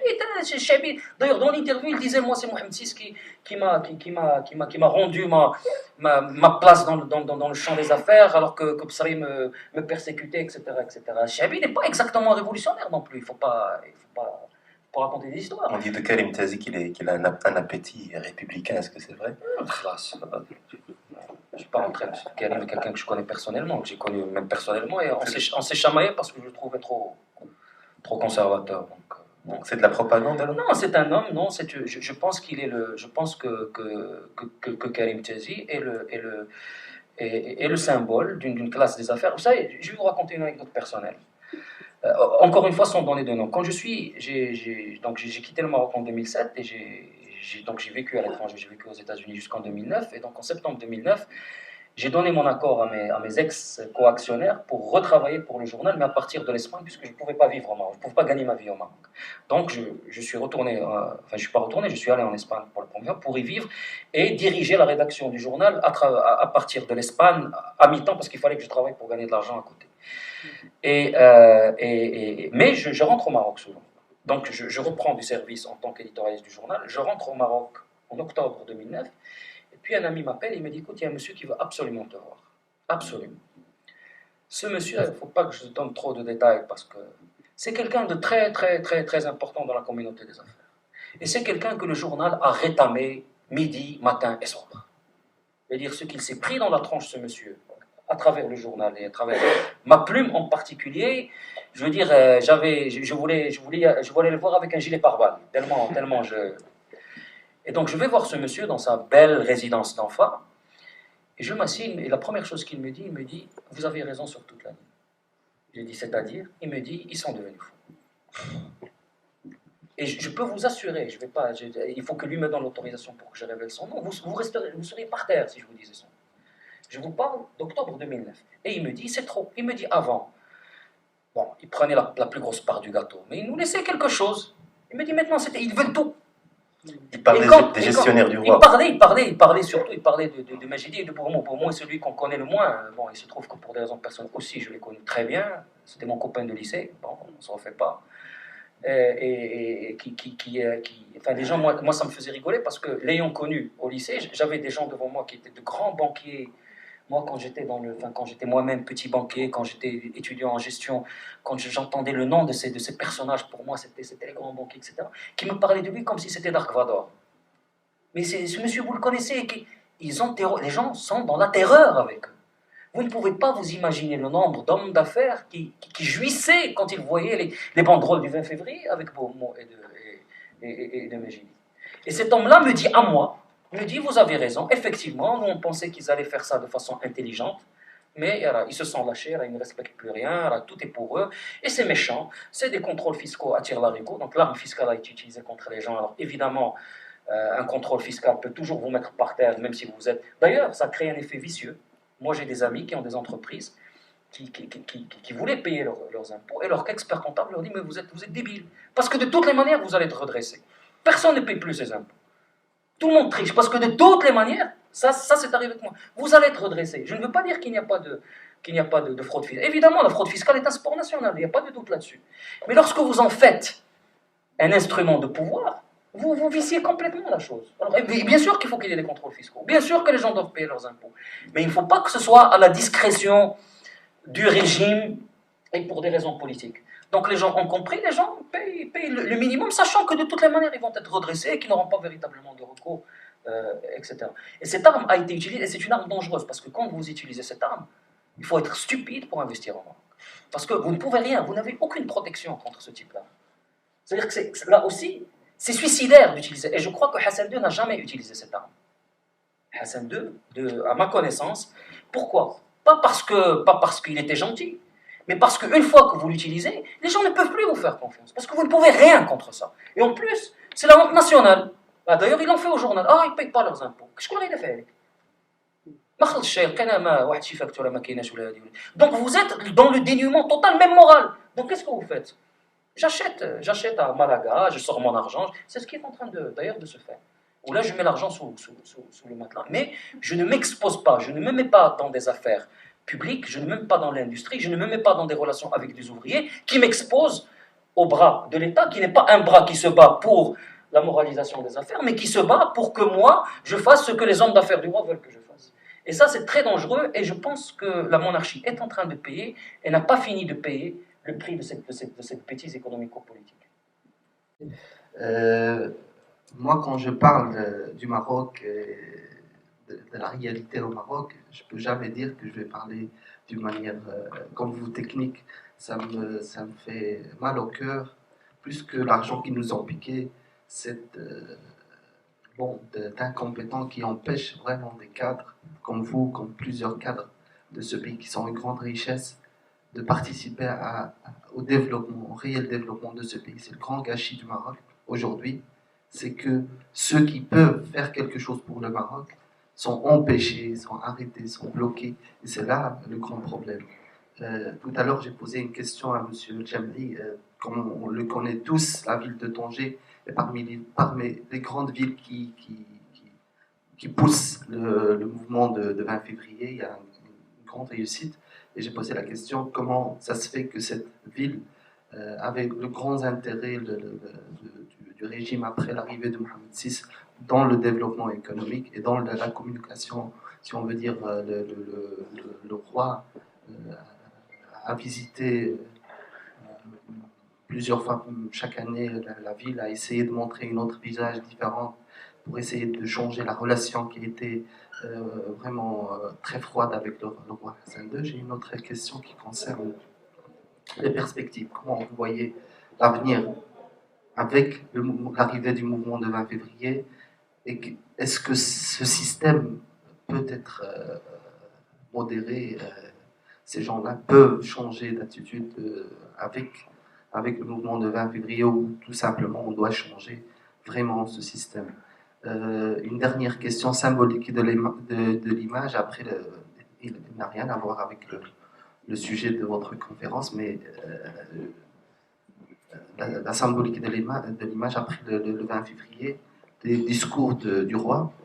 On a vu le prince Rachid a pris la place à droite.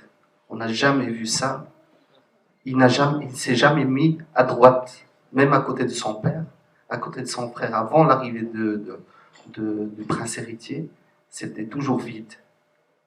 Après le 20 février, c'est lui qui a pris la droite. Est-ce que cela a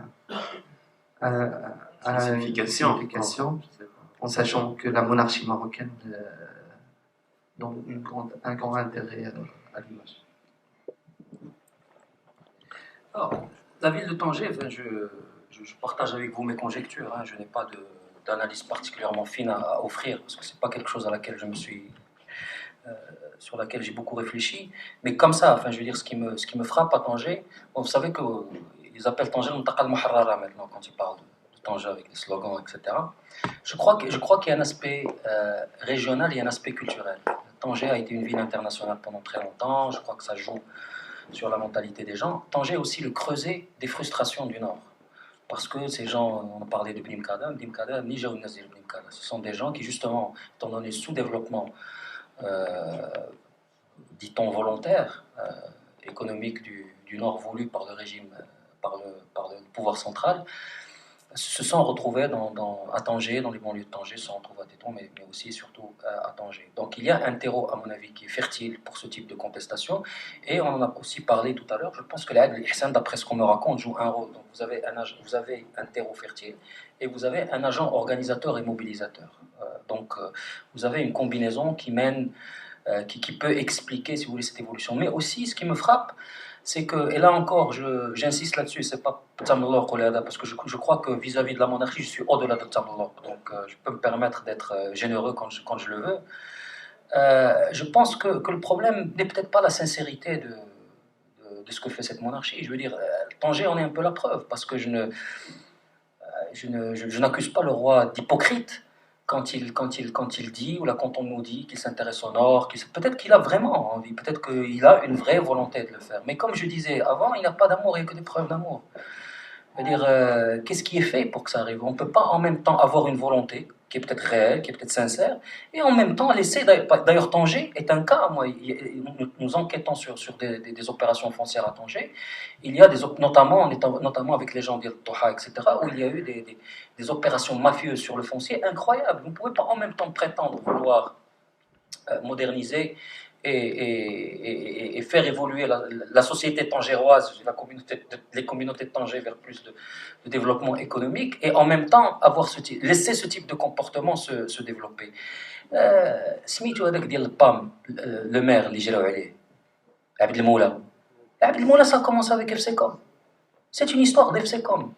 Et Abdel Moula a découvert que Majidi, à une certaine époque, était plus puissant que Fouad Ali Lima, parce que Fouad Ali Lima n'a pas pu le protéger. Ils l'ont appelé en lui disant on veut des autorisations, là on veut payer, je ne sais pas, un passe-droit, comme FCCOM a partout au Maroc, et notamment à Casablanca, c'est officiel, nous le savons. Et Abdel Moula a décidé de prendre son rôle au sérieux. Il a dit non, je ne peux pas, il y a des lois, des machins, etc. Il a compris que la géographie du pouvoir, avant le 20 février, parce que moi je pense que le Majid est affaibli aujourd'hui et que l'Himma est l'homme puissant du Maroc aujourd'hui, parce que, bon, ça c'est le drame, on peut en parler plus tard si vous voulez, mais bon, c'est le roi qui décide. du contenu de la sélectionneur qui décide de l'équipe nationale اللي دايره به واختار لينا المجيدي ورشدي الشرايبي وفؤاد علي ليما وحنا خصنا نقولوا امين وما عندنا ما نديروا. C'est eux ils voient le Maroc à travers le filtre de ces gens-là qui étaient ses copains de. Est-ce qu'il se passe quelque chose là? Ouais, c'est juste. Ça par contre c'est gênant. Ouais, parce que il m'est difficile de parler. On va l'arrêter. À moins que je m'arrête et qu'on regarde. Non, parce que c'était juste une présentation des différents. Parce que je me mets alors par là, je peux pas, vous pouvez pas regarder ça non plus. Donc voilà, donc il analyse le Maroc, il regarde le Maroc apparemment à travers les yeux de ses copains de collège royal. Et donc on doit faire avec, on n'a pas le choix. Et donc Tanger, كاينه la volonté, mais en même temps خاص FCCOM تحقق خاص le foncier, etc. Donc ça fonctionne pas, c'est pas. Et je pense que de ce point de vue-là, c'est une ville intéressante à analyser. Le 20 février, quand on a discuté tout à l'heure, on était arrivé à la. Vous m'avez posé la question, qu'est-ce qui se passe si on est à la frontière de l'émeute? Et c'est une question qui est intéressante. C'est une question qui est intéressante parce que c'est une possibilité. Il se peut, parce que le problème dans ces effets de masse, ils ne sont pas prévisibles. Deux, aujourd'hui, ils ne sont plus contrôlables. On sait comment avant ils étaient contrôlables. On tirait sur la foule. 81, pour l'armée, on tirait sur la foule. Ça aussi, on en a parlé avant. Ça, c'est l'une des thèses de Rémi Levaux. Rémi Levaux explique la puissance de l'armée marocaine politique par le fait que l'armée marocaine, contrairement aux armées des pays démocratiques, ne s'occupe pas seulement et pas vraiment de la défense des frontières, elle s'occupe de la protection des élites au pouvoir contre le peuple. D'ailleurs, ce n'est pas pour rien, d'après Rémi Levaux, que Dieu ait son âme, que la police nationale n'est pas équipée pour contrôler les émeutes. La police nationale n'a pas l'équipement technique pour arrêter des émeutes ou la contrôler des mouvements de foule importants. La seule façon de les contrôler, c'est ce qui est arrivé en 81, c'est ce qui est arrivé plus tard. Or, aujourd'hui, c'est compliqué de faire ça. C'est compliqué pour deux raisons majeures.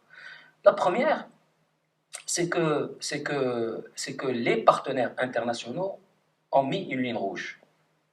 Et il est difficile, malgré toute l'hypocrisie qui est dans la nature même des relations internationales, il est difficile d'admettre que parce que Mohamed VI a libéralisé le statut de la femme, il peut tirer sur la foule à Blimkala, pour faire la chose, pour caricaturer. C'est compliqué.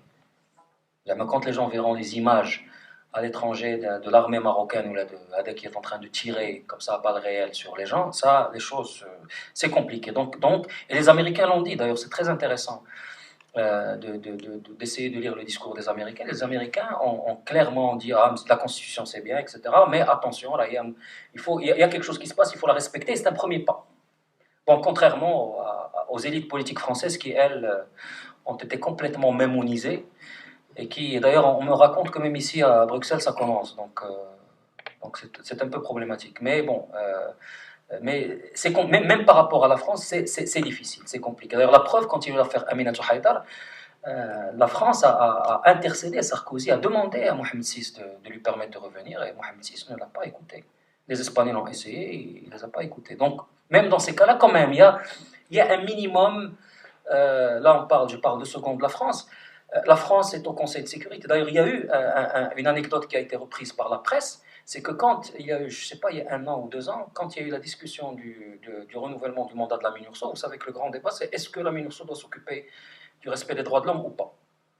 La seule mission similaire à la MINURSO qui n'a pas comme mandat le respect des droits de l'homme, c'est la MINURSO. Toutes les autres missions du monde, non. Pour des raisons d'ailleurs historiques, parce que quand la MINURSO a été mise sur place en 91-92, donc c'était avant les massacres de Srebrenica, c'était avant, etc.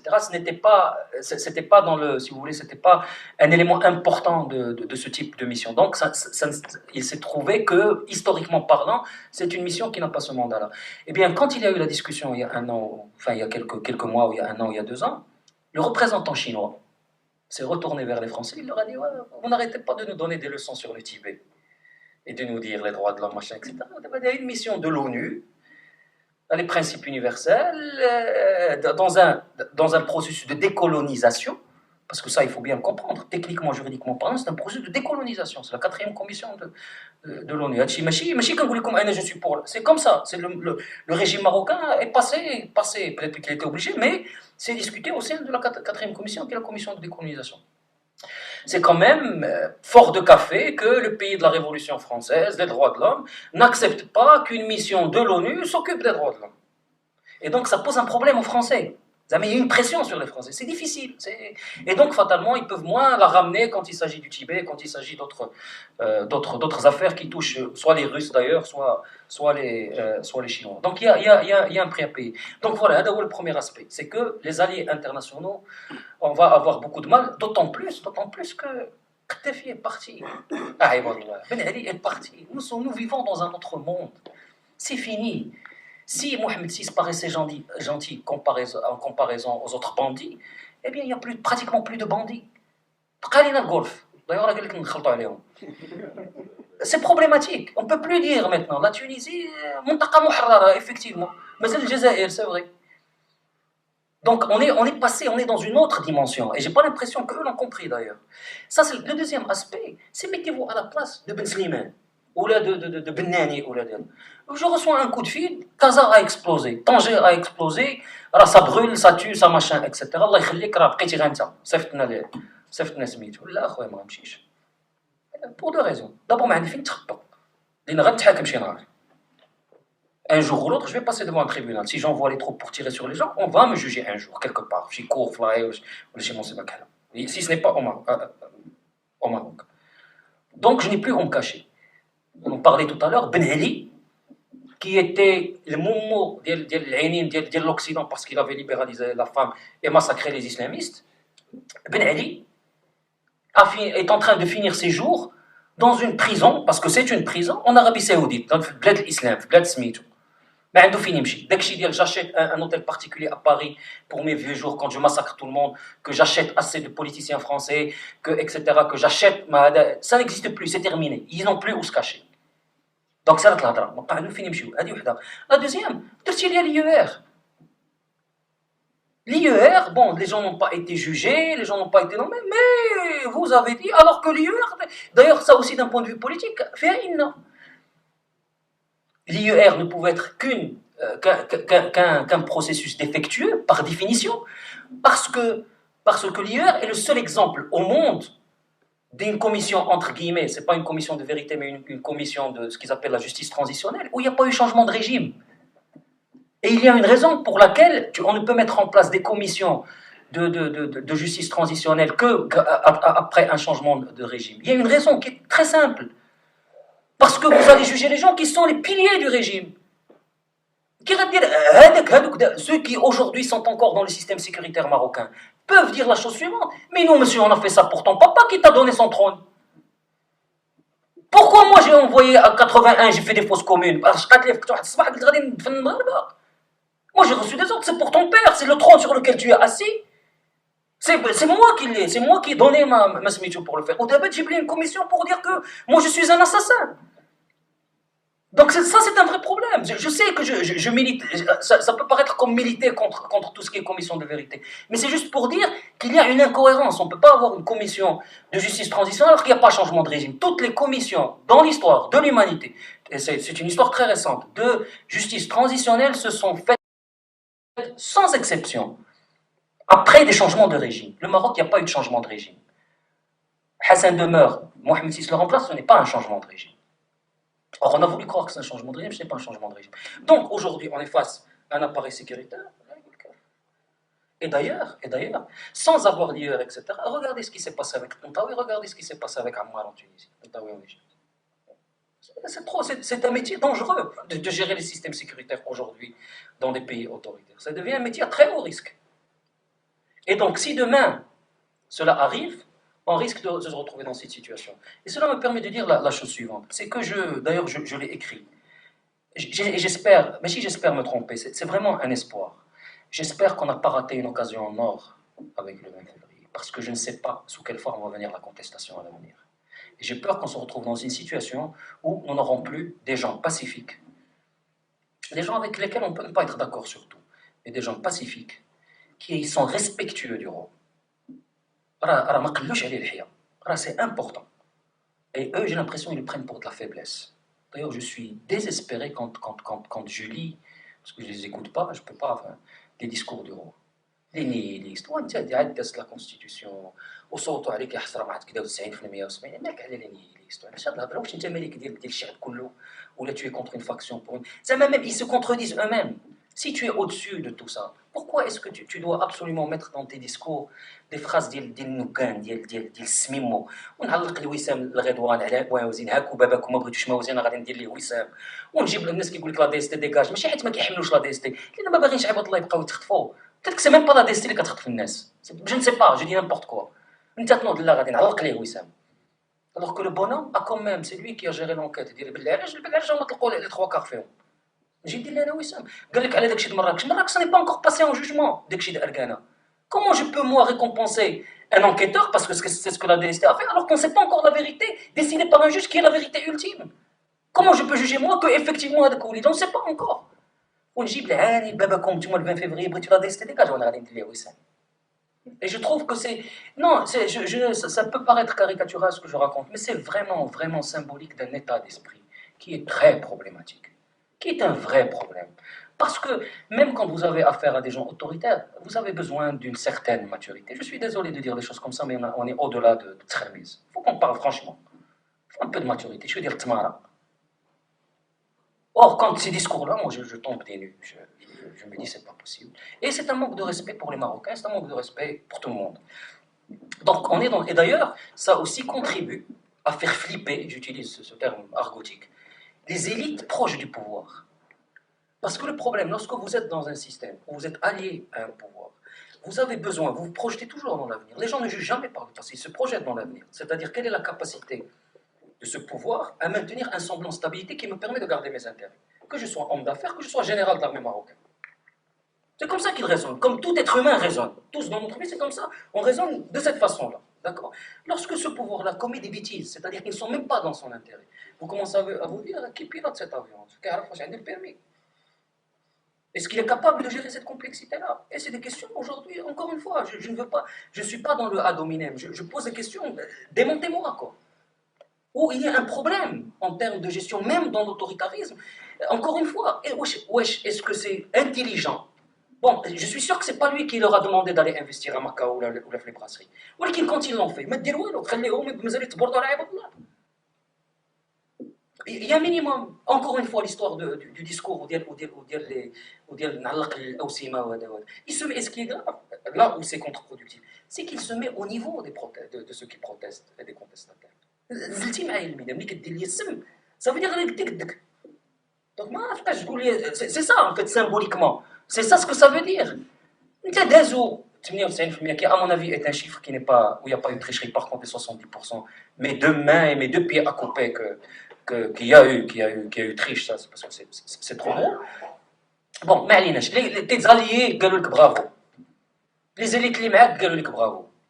Il fallait absolument décorer la DST et décorer machin et dire Redouane, dire Lady Gaga, dire les Taouah, c'était obligé, vraiment. Quel message tu envoies ? Ou quel message les conseillers qui le conseillent, parce que la question est devenue superfétatoire. C'est secondaire.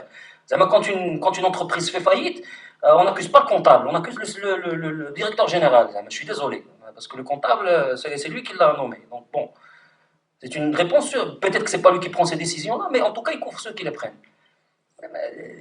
Et ça, moi, je pense que ça introduit l'incertitude dans l'esprit des gens et que le film est loin d'être fini. Et que, effectivement, si la mobilisation continue, et la mobilisation va continuer pour une raison très, très simple. Vous prenez les indicateurs socio-économiques du pays. D'accord ? Je dis que le Maghreb démocratique. Imaginons, on a la monarchie parlementaire. Au le 20 février, eh bien, le 20 février continuerait à mobiliser les gens. Pourquoi ? Par le simple fait que vous avez assez de gens frustrés par la situation économique, à la recherche d'un emploi, qui ne sont pas contents de la qualité de leurs études, etc., pour nourrir ce mouvement. Même de ce point de vue-là. D'accord ? Évidemment, si c'était une démocratie, quand ce n'est pas une démocratie, la demande va être une demande... D'abord, c'est une demande de changement de régime, parce que quand on parle de monarchie parlementaire, c'est un changement de régime. D'accord? Et si ça continue comme ça, on va être dans une demande de changement de personnes. Ça, c'est en train d'arriver. D'ailleurs, lorsque vous écoutez les clips YouTube sur les slogans, غادي ليه ما كاينش. ما راه واصلين ليه داك لا سيمبوليك ديال سميتو ديال جلاله الشعب يخاطبكم ديال هذا d'ailleurs في طنجة surtout etc. Alors on en est plus loin. Et là, moi je vais vous dire, ce n'est pas une éventualité que j'attends avec bonheur. Parce que effectivement, et d'ailleurs c'est là, et j'espère que le 20 février va continuer, il faut qu'on reste réformiste. Il faut qu'on reste. Je sais qu'à un moment, quand on est face à quelqu'un qui ne veut pas réformer, on fait quoi? C'est une question qui se pose. Il faut être réformiste jusqu'au bout. Parce que rentrer, et c'est pour ça que c'est important que le mouvement doit demeurer pacifique, que le mouvement, quand on vient le tabasser, doit se laisser tabasser sans rétorquer, sans rendre l'appareil.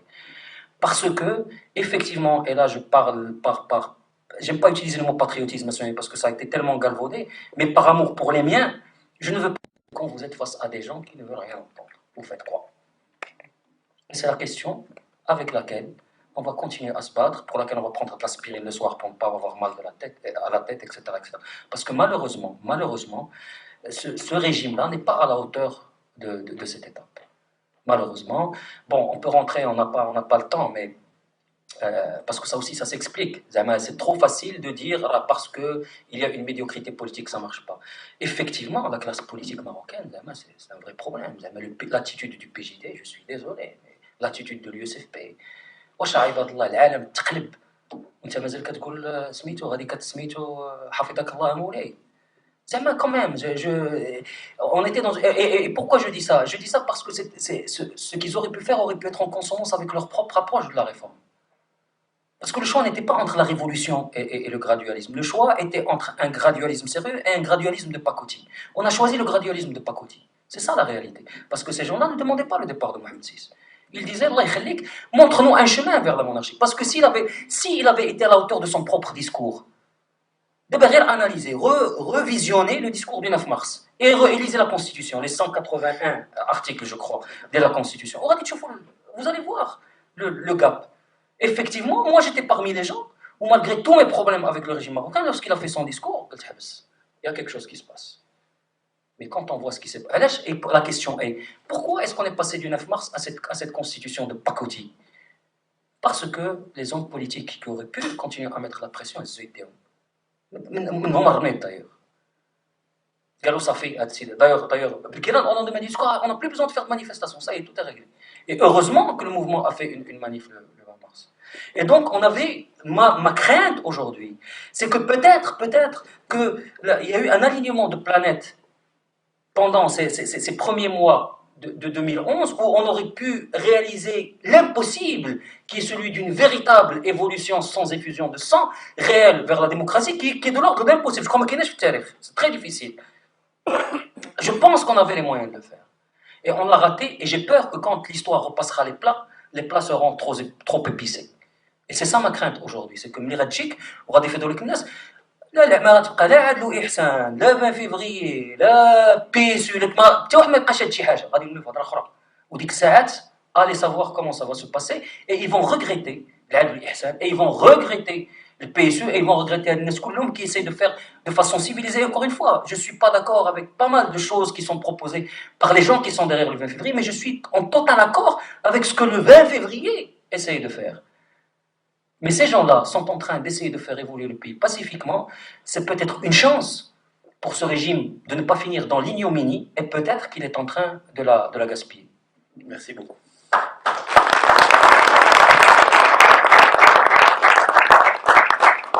Merci à vous tous d'avoir donné de votre temps pour cette conférence très très intéressante, et je vous promets que M. Jamei va revenir. J'espère. Ok, on va essayer de faire quelque chose par rapport à Monique. Et encore une fois, merci à M. Jamei, et très bonne soirée à tout le monde. Salam alaikum.